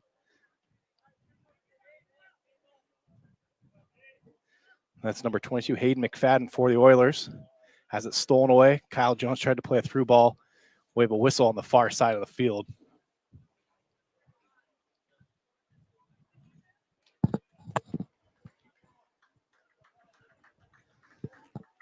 And we got a substitution. Preston Fink back in. He started on the back line for the Oilers tonight.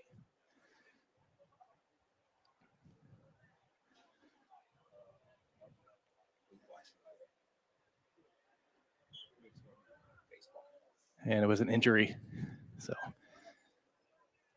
Fink into the ball game for the Oilers and quickly gets action as it goes to his side. That's Max Lingo for the Oilers, has it stolen away, and now it's Luke Wilkins for the Dragons, plays it back.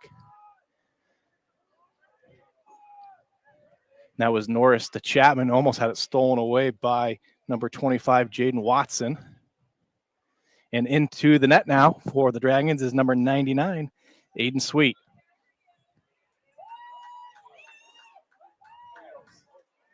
And Wilkins with a nice through ball. Westover's trying to make a run, and that one's cleared out by number 13, Carson Bowler, who is now the new goaltender for the Oilers in the second half. And Chapman plays to the far side to Morgan. Nice job by Lingo to steal it away. Lingo down the far side, contested by Morgan. It'll be a throw in for the Oilers. 35 minutes to go and counting here. Second half, Dragons leading 10-0 over the visiting Oil City Oilers. And here's Riley Morgan with a nice play. Down the right side, trying to get around the Oil City defense. Hits the brakes, plays it back to the middle. It's Westover. Westover with a long-range shot goes wide. And the big groan goes up from the crowd. You know, and that's one of the things about when you get an opportunity like this. You know, it's, like we said, as one of those, you know, depth or JV players to come in varsity minutes in front of the home fans, they are rooting for you even harder to try to make something happen, I think. Yeah, Westover, another senior on this team. And a nice job there. I believe that was Grolman coming up. And Jones plays it through, trying to find Westover again as he gets physical with the Oil City defense. So, like we said, right, everyone wants to get in there and get in on the action. Both teams playing hard here in the second half early on.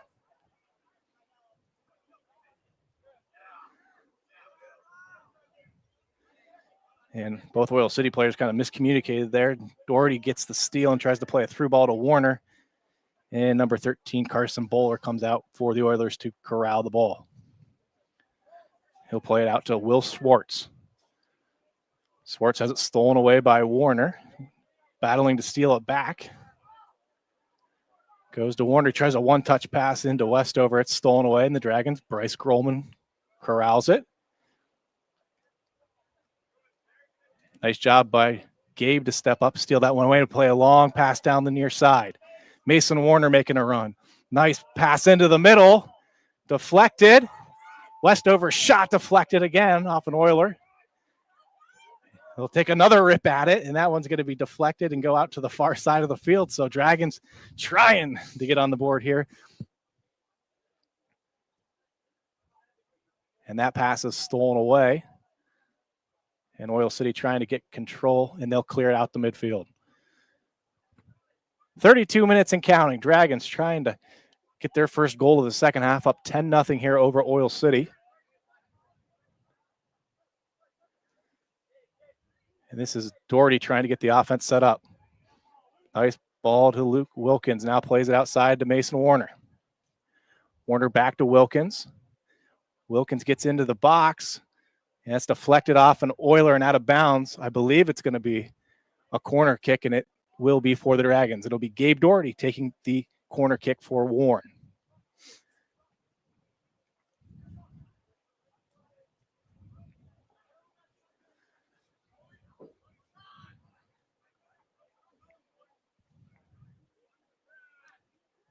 And his pass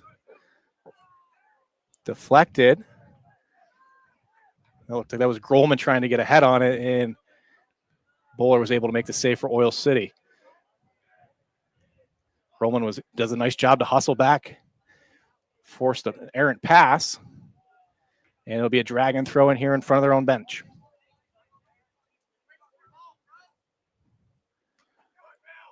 And Doherty trying to connect with Grolman, who was making a run, knocked away by the Oilers. That was number 16, Will Swartz, for the Oilers.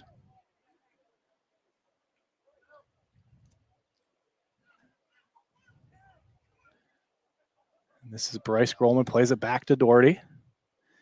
Plays it back into the middle of the field to Wilkins.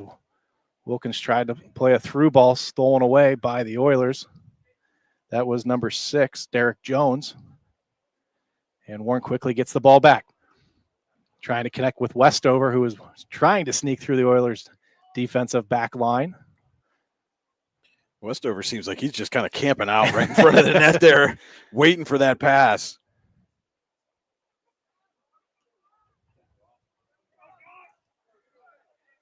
And here's Kyle Jones.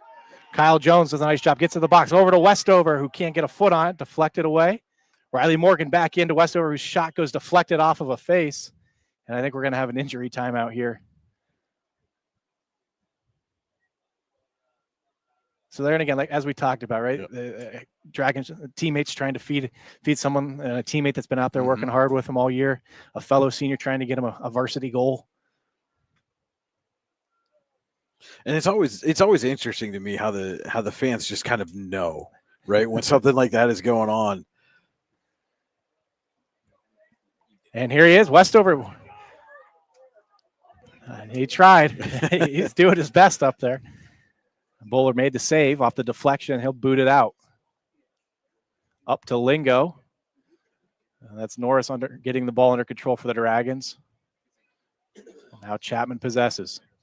Over to Grolman. Grolman into the middle to Wilkins. Wilkins looks to reverse the field. He'll play it back to Norris. Norris looking for someone to make a run. It was Kyle Jones who was unable to make the play on that one, and Oil City clears it quickly back into the Dragons' territory. And Norris will play that one all the way back to goaltender Aiden Sweet. He'll bring it near side. Nice move by Gabe Doherty. Gordy down the near side. Doherty plays a through ball, and that's going to be just too far for Westover. And there again, Bowler comes out for Oil City. Quickly plays it over to Jones, who plays it back. Got to be careful there, playing that one back to his own goaltender. And there's a nice job by number 18, Javion Taylor, coming up to clear that one for the Oilers. This is Swartz down the near side, plays a nice through ball to number 25, Jaden Watson. But just as we saw Warren do in the first half, with a couple offsides called, their defense steps up there and forces an offsides call by the Oilers. It'll be Trey Carrington taking the free kick.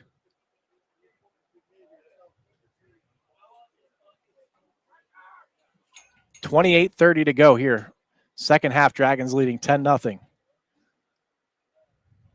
And Wilkins plays a through ball to Westover, just out of reach again. Bowler does a good job coming out. And we'll boot that one out to Lingo. Lingo tried to play that one to Woodhouse. And Warren countering. It's Wilkins to Kyle Jones. And there again, he was trying to feed Westover, and Bowler does a nice job to come out again for Oil City. A lot of action here, Brian. Yeah, absolutely. And that one off the side of the foot of the goaltender Bowler. You're going to go out of bounds. It'll be a throw in for Warren, and we'll have two substitutions. That's number 4, Grant Newton, coming back into the ball game, as well as number 28, Logan Rista. They will be coming in for Riley Morgan and Kyle Jones.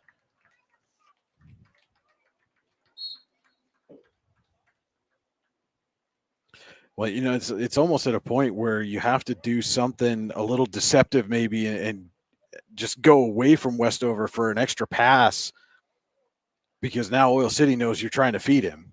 And there's Grolman into Westover. He tries to turn. That shot's deflected away. There it is. Off the post and in. Josh Westover. A nice hustle play. Sticks with it, and the Dragons now lead 11-0. Shows what I know, right? Dragons goal number 17, Josh Westover. So the Dragons senior Josh Westover gets on the board here with 26:50 to go, second half, and we'll have some more substitutions coming in. That's number 26 for Warren. And I don't have a 26 on the roster. Isn't that always the way? So Westover comes off to a round of applause from the home crowd and his teammates.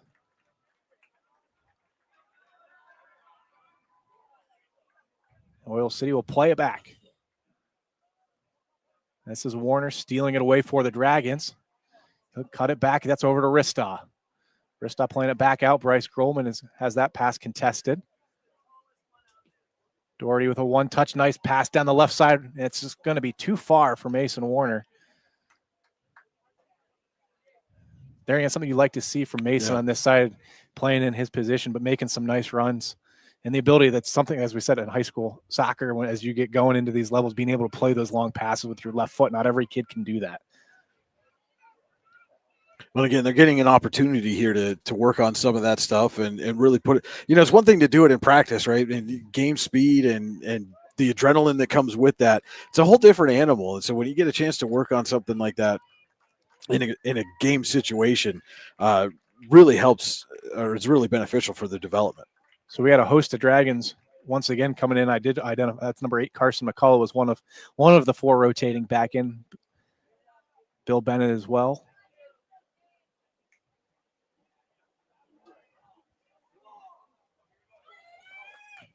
And that's Aiden Meyer. So out of his goaltending spot, getting a chance to come up. His shot was saved by Bowler, and he'll throw it out for Oil City.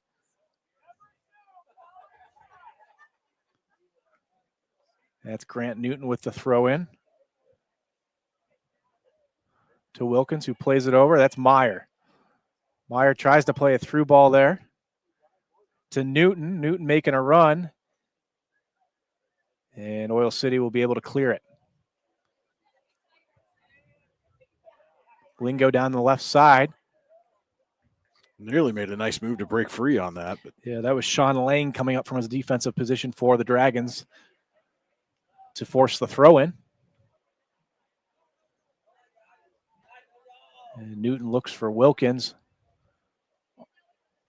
Unable to get possession, and the ball will kind of bounce around back in the Oil City defensive side. Bowler comes out and will play it out to the near side. That's Jones for the Oilers. Applying pressure. And McCullough plays it back. He'll play it to Ristaw. Ristaw back to McCullough. And gets a pass through there to Warner. Warner with a one-touch pass. That's off the defender, number 5 for Oil City, Zeldon Crouch. And Bowler comes out for Oil City.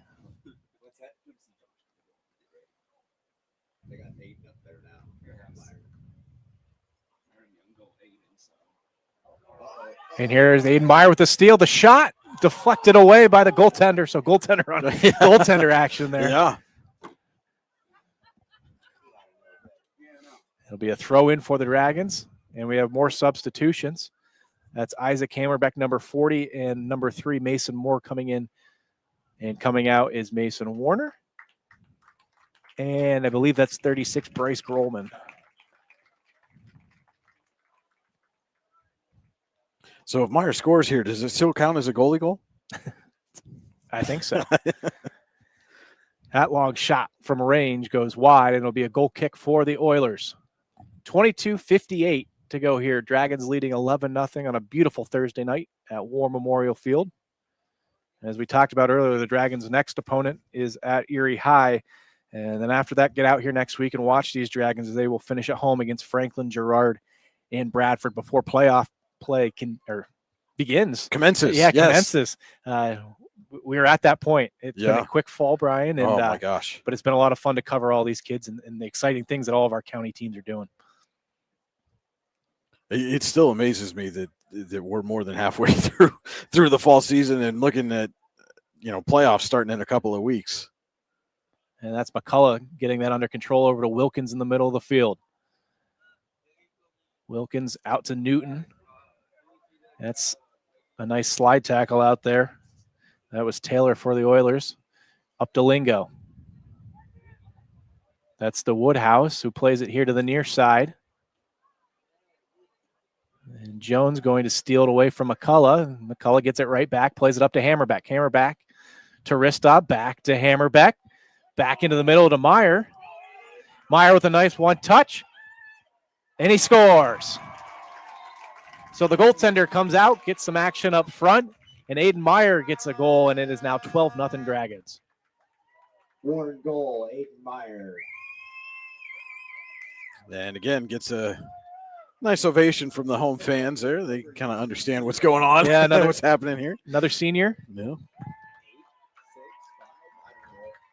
Number 47 checking back in. That's Bentley Sherry for the Dragons. Coming off is Luke Wilkins. As well as trying to identify the next number there. I believe that's 19. James Chapman back in, and he came in for Meyer, the goal scorer.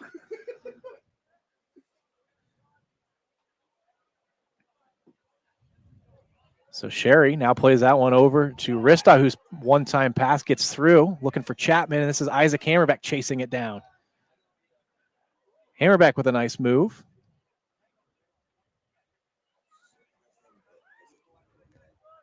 And Jones here for the Oilers looking just to clear the ball. It'll be a throw in. He's been a busy guy back there in the Oiler defense.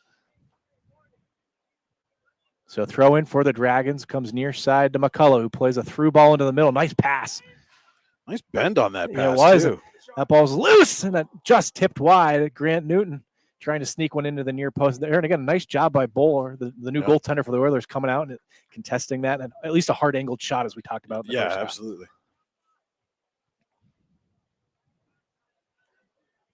So this is Lingo for the Oilers down the far side, plays it into the middle. That's Will Schwartz. And the through ball here. This is Woodhouse. Woodhouse with a shot. Aiden Sweet makes the save down on a knee. Oh. I'm a little surprised there. He didn't come out to contest that at all, just stayed back in his net and just took the angle completely away. And a nice job there by Sweet, getting some minutes here in the second half. And the Oilers quickly will try to counter.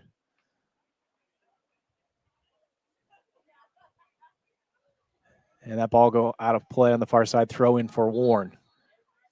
We got another substitution coming in. Number 21, Elias Reinard for Warren. And number 11, Luke Hummel, will be coming in for the Oilers. Reminder, tonight's game also being brought to you in part by the Lander Hope Clinic. Medical care for your whole family. Call 814-593-0011 or visit landerhopeclinic.com to request an appointment. So the long dragon throw, and that's Riston making a run. Wins possession. And they're going to say that was off an Oiler, so it'll be a corner kick for Warren. And that'll be number 8, Carson McCullough, coming up to take the corner for the Dragons. And your view of the field tonight is brought to you by Venango County, where there's always something to see and do. Visit them online, venangocountypas.gov.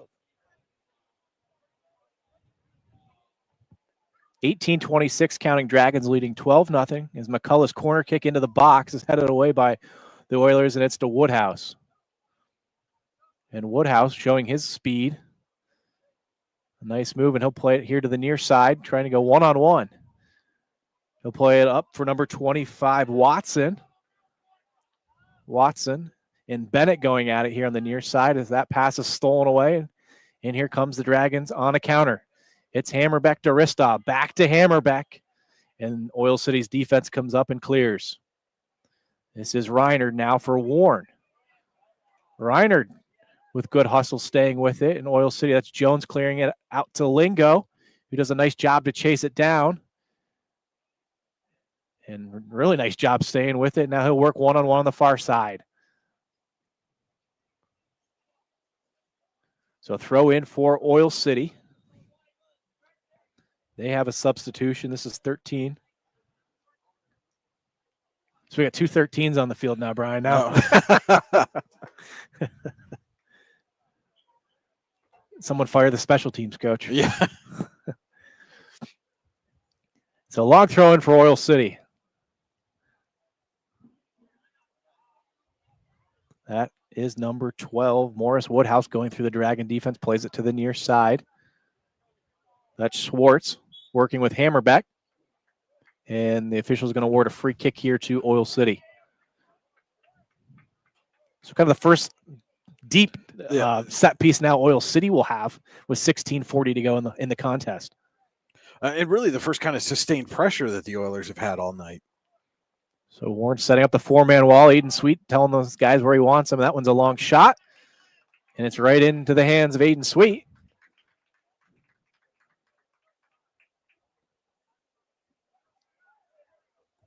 And that one was knocked away by Watson for Oil City. Tries to give chase into the far side corner. Tried to play it back to Lingo. Warren was able to steal possession for a moment. And now we got counter action for the Dragons. This is Riston making a run. Jones goes over and cuts it off for Oil City. It'll be a throw in for the Dragons. 16 minutes to go here remaining in the contest. Some more subs coming in for the Dragons. That's number 18? Yes, 18 and I believe 15. Yes, 18 and 15. All right. Number 18, Wyatt Kittle.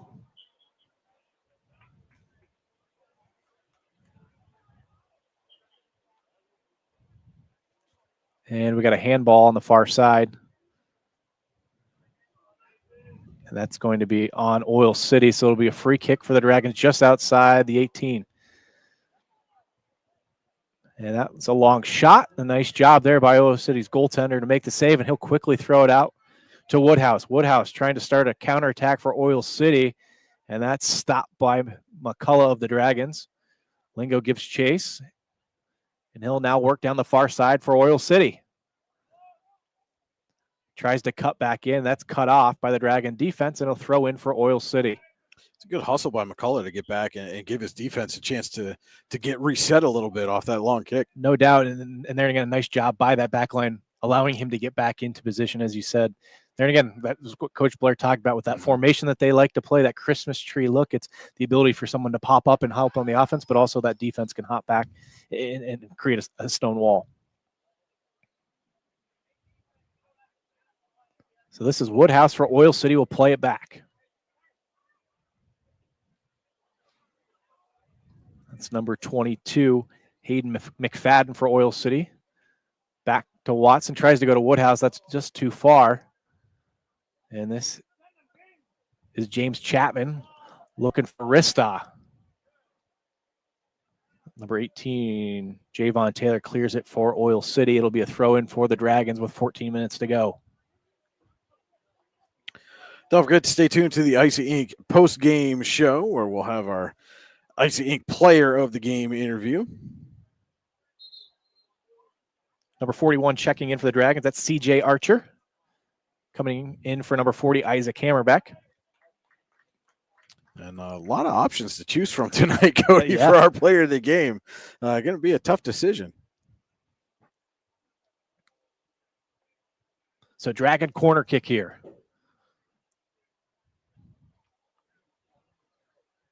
And send into the middle box header. And a nice save by Oil City. Looked like that was number 47 for the Dragons. Bentley Sherry, they got a head on that. James Chapman giving chase. He wants in on the action.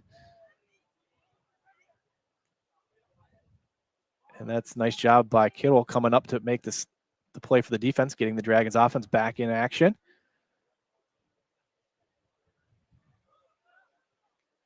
And Oil City tries to get a long pass, can't connect. Lingo gives chase. And it'll be a throw in for the Oilers. Now Lingo tries to work with Woodhouse on a long run.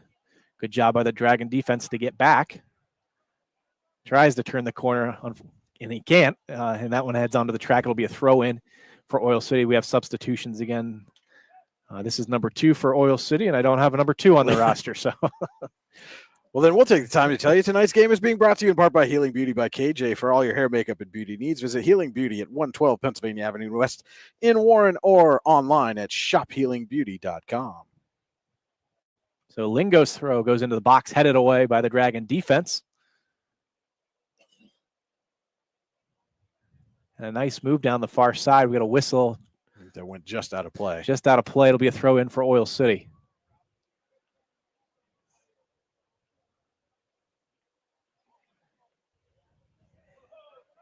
And a long pass for James Chapman. Shielded by Jones nicely by Oil City, as the goalkeeper was able to come up and clear that one out of harm's way.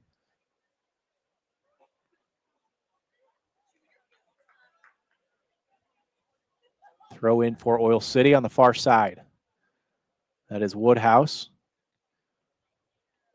Now over to Chapman. Tries to get past the Oilers defense. Unable to. That's Jones stepping up for Oil City, and he'll start a counter. Plays this one into the far side. That's Watson cutting it back into the Dragon defense. Looking for some help. Back to Woodhouse. Woodhouse makes a move.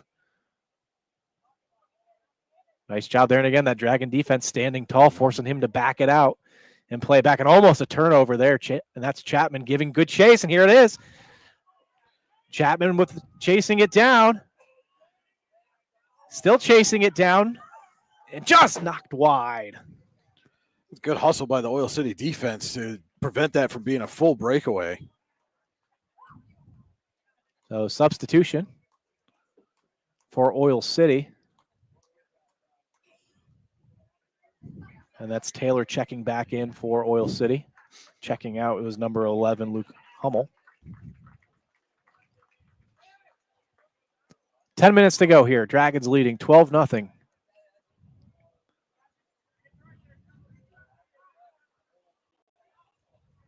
This is CJ Archer with a throw in for Warren, looking for someone to make a run, and that's McCullough. McCullough plays it into the box. That's off of Westover. And it should be a goal kick here for Oil City, and it will be. More substitutions. Sean Lang back into the game for Reinhardt on the Dragons side, and in is Max Lingo for Oil City. Checking out is number 12, Morris Woodhouse. So as we talked about, four matchups remaining on the regular season for Warren, 3 of those being region contests after tonight. Currently sitting as the number 2 seed in AAA, General McLean being the one, which Warren is split 1-1 with them. An exciting win here at home last week. Meadville number 3. So as of right now, it would be Warren Meadville, and those have been quite the matchups here the last couple of years. Yeah, that's developed into quite the rivalry here on the soccer field. And Meadville's been one of those teams that it seems like no matter what the sport, Warren and Meadville matchups always turn into something really exciting to watch. I know back when I was playing, that was always the one of the biggest games on the calendar was that week we had to play Meadville. Yep. No, I think back to being a kid and watching a lot of them, and same thing on the track. It always seemed to be the region championships came down to the last region match of the year. That was between Warren and Meadville, and I know in the girls soccer team a few years ago, when it won its first District 10 title, was against Meadville, and just a phenomenal goal by Sawyer Morning late in that game gave Warren the victory there. And then, of course, the battles that they've had on the volleyball court the last few years, no doubt, have been nothing short of spectacular. So just like the boys, after their next opponent in Erie that they'll travel to, their home, the girls will finish their final 3-game stretch here at home. So lots of opportunities for fans to get out and watch both teams here finish up their regular season. And if you can't make it down here, we are going to try to bring you at least a couple of those matches down the stretch here the rest of the way. And we'll get that schedule out as soon as we get that finalized as well.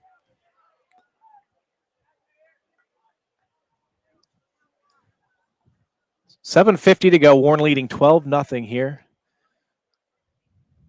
And this is McCullough for the Dragons. Dribbles it in. And whiffed. That Archer is trying to center it up. We got an offsides call from the far side official. It'll be a free kick for Oil City.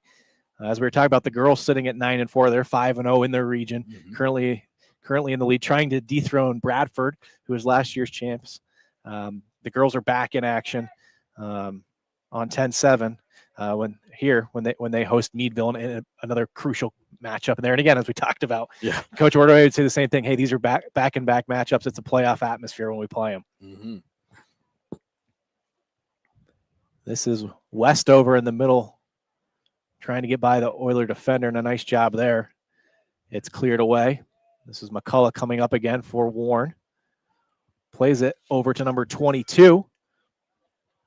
That's Sean Lang. And that pass is just too far, and Oil City will kick it away.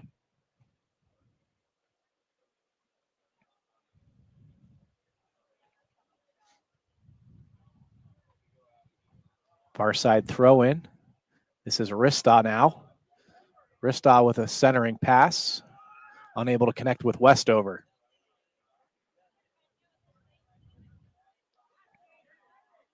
And down the near side comes Watson for Oil City. Plays into the middle of the Lingo. Tried to let that one through. Was unable to, but does a nice job chasing it down for Oil City. That's the number 31, Brody Woodworth. Back to Lingo, back to Woodworth. Woodworth tried to sneak it through to Glover, trying to make a run. Nice job there. That's Archer chasing it down for Warren and is going to force a corner kick for the Dragons. So lots of action here in the second half. Lots of young guys getting in, Brian. You got to like what you've seen, though, as well. Just the hustle and overall play by these young guys. Oh, yeah, absolutely. And on both sides, too. It's not like, OSC is just sitting back and say, hey, here, have all the goals you want. It's both teams working real hard here in the late going of what's been essentially a one-sided affair tonight at War Memorial Field. And Oil City's able to clear that one out. And both teams will battle for possession on the far side of the field here with just over 5 minutes to go in the contest. And Lingo clears that one back. And it'll be a throw in for Warren. We have more substitution. Hammerbeck back into the ball game as well as James Chapman. And that's number 20, Preston Fink. Number 16, Will Schwartz. Back into the game for Oil City as well as Morris Woodhouse. And, you know, for as nice as it has been all day long, that sun went down here tonight. The breeze kicked up a little bit, and it has cooled significantly. Fall is here. Yeah. Centering pass, Hammerbeck. Oh, just over the top. Saw that yawning net there and just got a little overexcited. Get that adrenaline going sometimes. And yep. You know, that was one of those just tap it in, just give it a little tappy. And Hammerbeck again with a nice job. Steal long range shot. That one's a nice save there by Oil City. And 4 minutes to go. And that one's booted out to the far side and out of play. It'll be a throw in for Warren.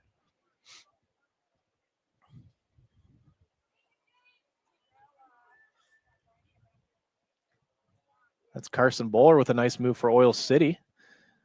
Tries to connect with Lingo, unable to. And there is Oil City on the counter. It's Morris Woodhouse trying to go to Glover. And here's Reiner now stealing it away for Warren. Will play it down the near side to Hammerbeck. Hammerbeck into Archer. Archer back to the near side to Hammerbeck making a run. Hammerbeck's left-footed shot bounces and saved by Oil City. And if you're Oil nice City, hustle here by Hammerbeck, and we're going to get a handball. Good hustle though, and it'll be a free kick. Go ahead, Brian. Well, if you're Oil City, is 3 minutes left in this game. How huge for your just general confidence would finding a way to get the ball in the back of the net here be in these final few minutes?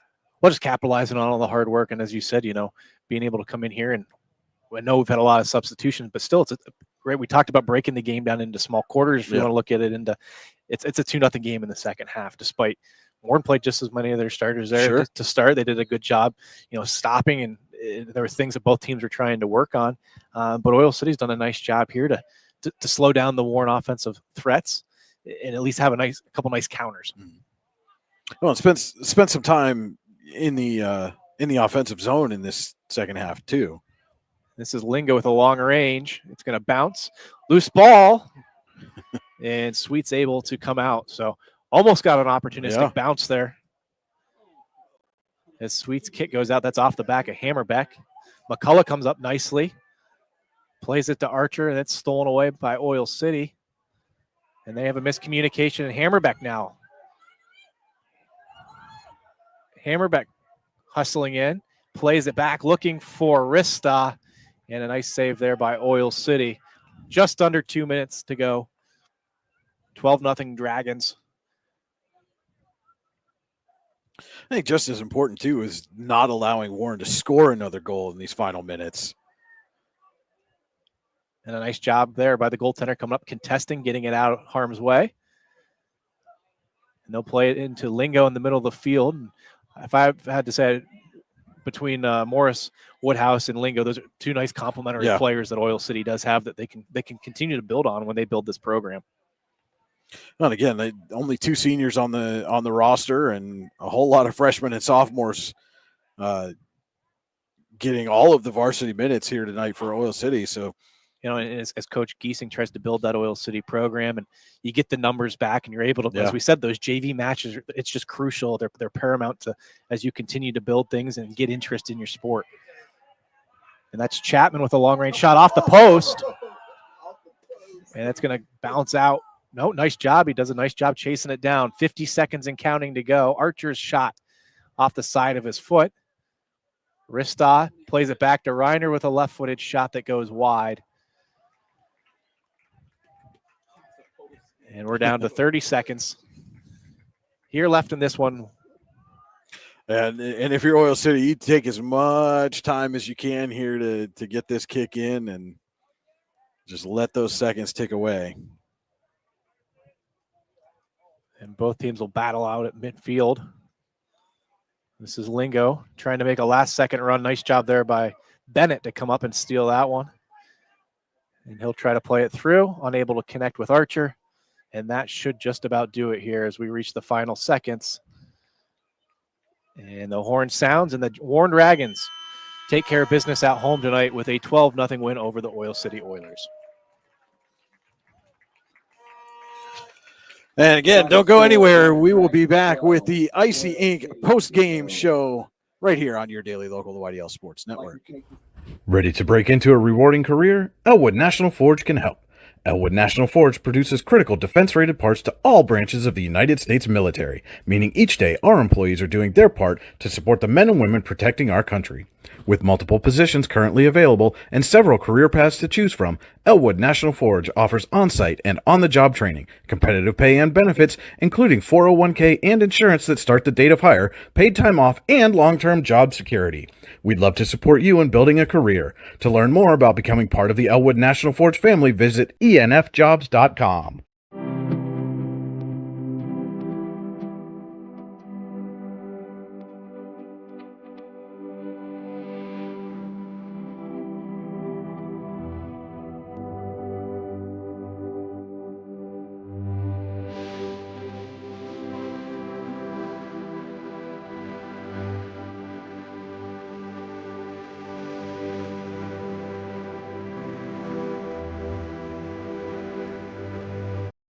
For all your automotive needs, look no further than the Warren Tire Center. From new tires to tire repairs, PA state inspections, wheel alignments, and auto detailing, there's so much more that we can do for you, and there's no reason to go anywhere but the Warren Tire Center in Warren, Pennsylvania. With over 40 years of serving the Warren and surrounding communities, it's always been a great day at the Warren Tire Center. We offer same-day service and walk-ins are welcome. Open Monday through Friday from 7:30 a.m. to 5 p.m., the Warren Tire Center can be reached at 814-723-8050 and on the web at warrentirecenter.com. You've got dreams, might even be something big. Imagine what you could do with the right solutions. Secured against evolving threats and set up to make the right decisions faster. At Acrisure, we help protect and grow everything you've worked so hard to build. We are the brightest people using the best of technology. We are an extraordinary advantage for you. We are Acrisure. Here at the Warren County Chamber of Business and Industry, we like to focus on our community and help our local businesses expand and succeed. Why join WCCBI? Not only do we offer a way for local businesses to grow and prosper, but we also provide business development, community involvement, and member benefits. Becoming a member of WCCBI includes benefits such as networking and ribbon cutting. Become a member or to see additional information, visit WCCBI.org today. With locations in Shippenville and Tionesta, Tionesta Builder Supply is a full-service home improvement center specializing in everything you need to build or remodel your home.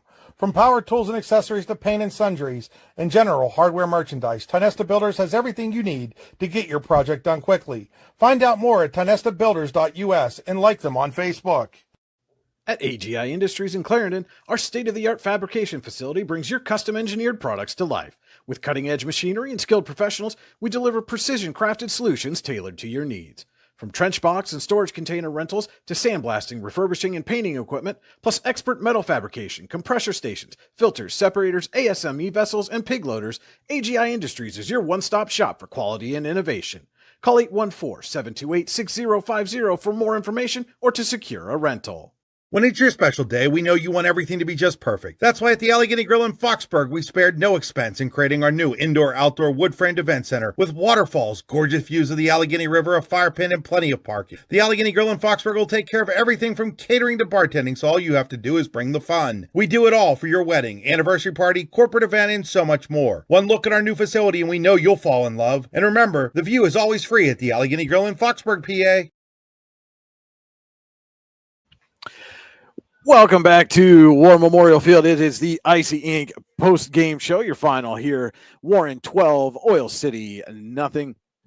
For all your screen printing and embroidery needs, call Icy Ink at 814-688-0034 or visit them online at icyink.com. That's ICYYink.com. Let's meet, drink coffee, and design some cool shirts, Be cool, wear icy.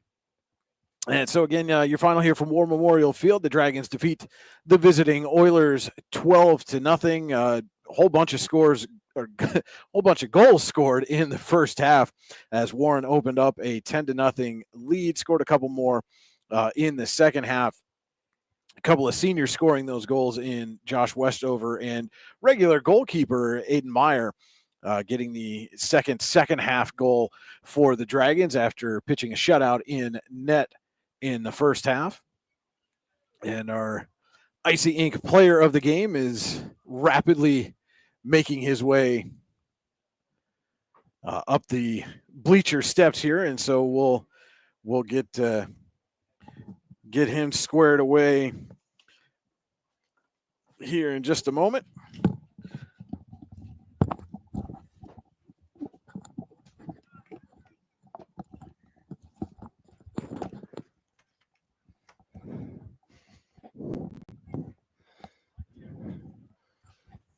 All right, so we have the player of the game, Aiden Meyer here.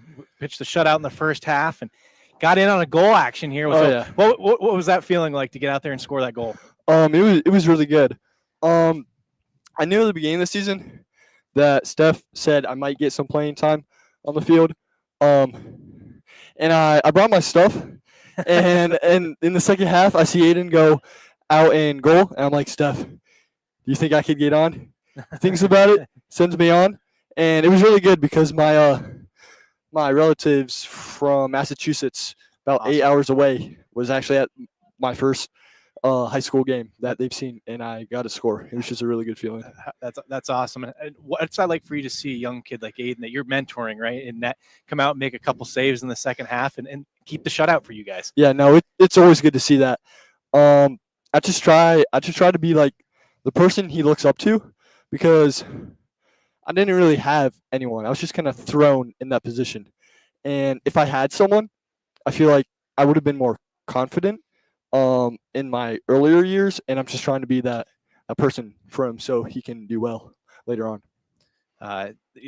Also coming out, Brian and I are talking about earlier, right? So you get out to a big lead. Yeah. What's going through your mind? How do you stay involved in the ball game when your team's up 6-0? You're not getting a lot of action. So I just try to be vocal. You might be able to hear me sometimes in the game just cheering my teammates on, because if I'm watching and trying to cheer them on, then it helps me stay engaged, but it also is something to help them know that they're doing a good job and to keep it up. So, I talked with Coach Blair yesterday, and he said, obviously, your guys' first goal is, hey, you want a shot at the region, which you guys need some things to happen, but you guys are in position to still be in contention. Yeah. But at the end of the day, you want to be playing your best soccer going into the championship. How do you guys feel coming down this home stretch? Obviously, now you guys are on a 4-game win streak. To finish at home with 3 games next week as well, getting in front on celebrating senior night in there as well. How do you feel like you guys are positioned here into this home stretch? So we have a really good team. And it's because we want to play with each other. Like, this isn't just, we're playing soccer just to play soccer. Like, we're basically a family at this point. Last year, it didn't feel much like that. But after beating General McLean, number 14 in the state, it was really an eye-opener of showing us what we can really do. And Coach just kept on saying throughout last year and this year that we have a good team. We just need a chance to show it. And last week at McLean showed us that it doesn't matter if they're 14th in the state. We can play with them and we can beat them. No, I think that's something that Brian and I have talked about as well. Coach Blair shared just how tight you guys are as a group and trying to change the history and get Warren's first playoff win in quite a few years as well. And as a coach, too, I got to throw out, how has hurdling helped you as a goaltender? So, honestly, learning how to move my legs and the explosiveness that I learned through track season, and my dad keeps saying it to me, like, hey, you're putting 10 to 20 more yards on that ball than you've had in the past. I remember last game might have been my biggest ball ever. It was from the goal box, I think, to the other 30. It was a big ball. It's just track has the explosiveness definitely, and like coming out for those balls that I need to be quick to get to. Well, thank you and good luck with the rest of the year. And Yes, thank hopefully you. we'll get to call a couple next week and then see you guys into the playoffs. So keep the hard work up and good luck next week. Yep, thank you. Founded in 1978 and headquartered in Warren, Pennsylvania General Energy has become a leading oil and natural gas producer in the Appalachian Basin. PGE is a proud and growing organization making positive contributions to the region's economy and environment. We are equally proud of our commitment to safety and environmental programs. PGE is a strong, family-oriented company that believes in giving back to the communities in which we live, work, and play. PGE, producing the energy we need, protecting the environment we treasure.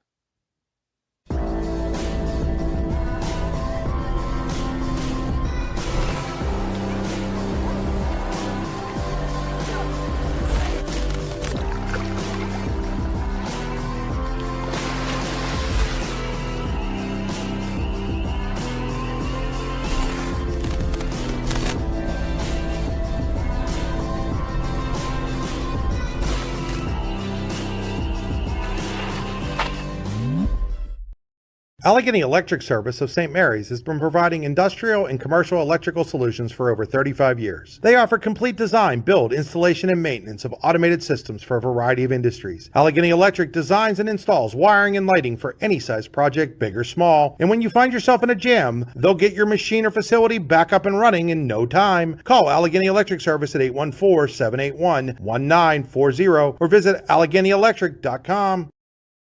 Looking for affordable auto, home, and life insurance? Look no further than Allstate Insurance, the David Jones Agency in Clarion and Meadville. At the David Jones Agency, you get personalized attention from someone who lives where you do. The David Jones Agency meets you where you are. They are available during regular business hours Monday through Friday at their office, via appointment at the office after hours, or remotely. The David Jones Agency also offers investment opportunities, including annuities and IRAs. The David Jones Agency can be reached in Clarion at 814-223-4000 and in Meadville at 814-337-5107. Whether retirement is just around the corner. Now, welcome back into the Icy Inc. post-game show. The final again here from War Memorial Field. The Dragons defeat the visiting Oil City Oilers 12-0. Our Icy Inc. player of the game, Warren, goalkeeper and goal scorer Aiden Meyer. Congratulations to him on the goal, pitching a first half shutout. And Cody, again, this is exactly, if you're Coach Stephen Blair, what you wanted to see from your team coming off a huge win on the road at Meadville the other night. Yeah, like you said, it keeps them in region contention as well. They need a couple things to fall their way, but playing their best soccer, that was the goal, right? We want to be playing our best soccer going into the playoffs, and the Dragons are doing just that. And it was a total team effort. Got to say a lot of names there. And again, you saw it, no matter if it was the starters or the fourth kid coming off the bench, it was the hustle, it was the chase, it was playing nice through balls, it was the defense moving up and everyone moving together. So things that you have to be happy to see if you're Coach Blair. Like you said, they've got a road game against Erie coming up here on Monday, right? And then and then back home to close out the season. You can't ask for much more than that. There's a couple of tough games in that stretch, but you're doing it on your home turf, and if you want to put yourself in great position as you head into the postseason, nothing more you can ask for than 3 straight home games to close it out. And taking care of business, getting in, enjoy senior night in there. Nothing better than to go into that with an 8-game win streak and kind of. You started the year losing 3 games, then you went on a nice little run, then you had your loss, and then you got on a nice little run again. So, hopefully good things are to come from the Dragons, and hopefully, the girls team as well, that we'll get some action here with them, and they continue their push for a region, and then hopefully a District 10 championship as well. And homecoming week off to a good start. Yeah, and I will be right back here tomorrow night with Cody Elms. Will be sitting next to me up here in the press box as the Dragon football team takes on General McLean for homecoming, and then next Tuesday back up at Warren Area High School as the volleyball team welcomes in Meadville for what should be another fantastic contest between those two teams as the Dragons look to keep their undefeated season alive. And then hopefully next week, Cody, you and I will be back here doing some soccer either Wednesday or Thursday night. We'll have to take a look at the schedule to see what works out best. But want to thank everybody for tuning in tonight, and stay tuned with us here on your daily local, the YDL Sports Network. More soccer, volleyball, football, action coming at you all season long as we're getting ready to get into playoff mode ourselves here. So for Cody Buff, this is Brian Hagberg on your daily local YDL Sports Network saying thank you so much for tuning in and good night from War Memorial Field.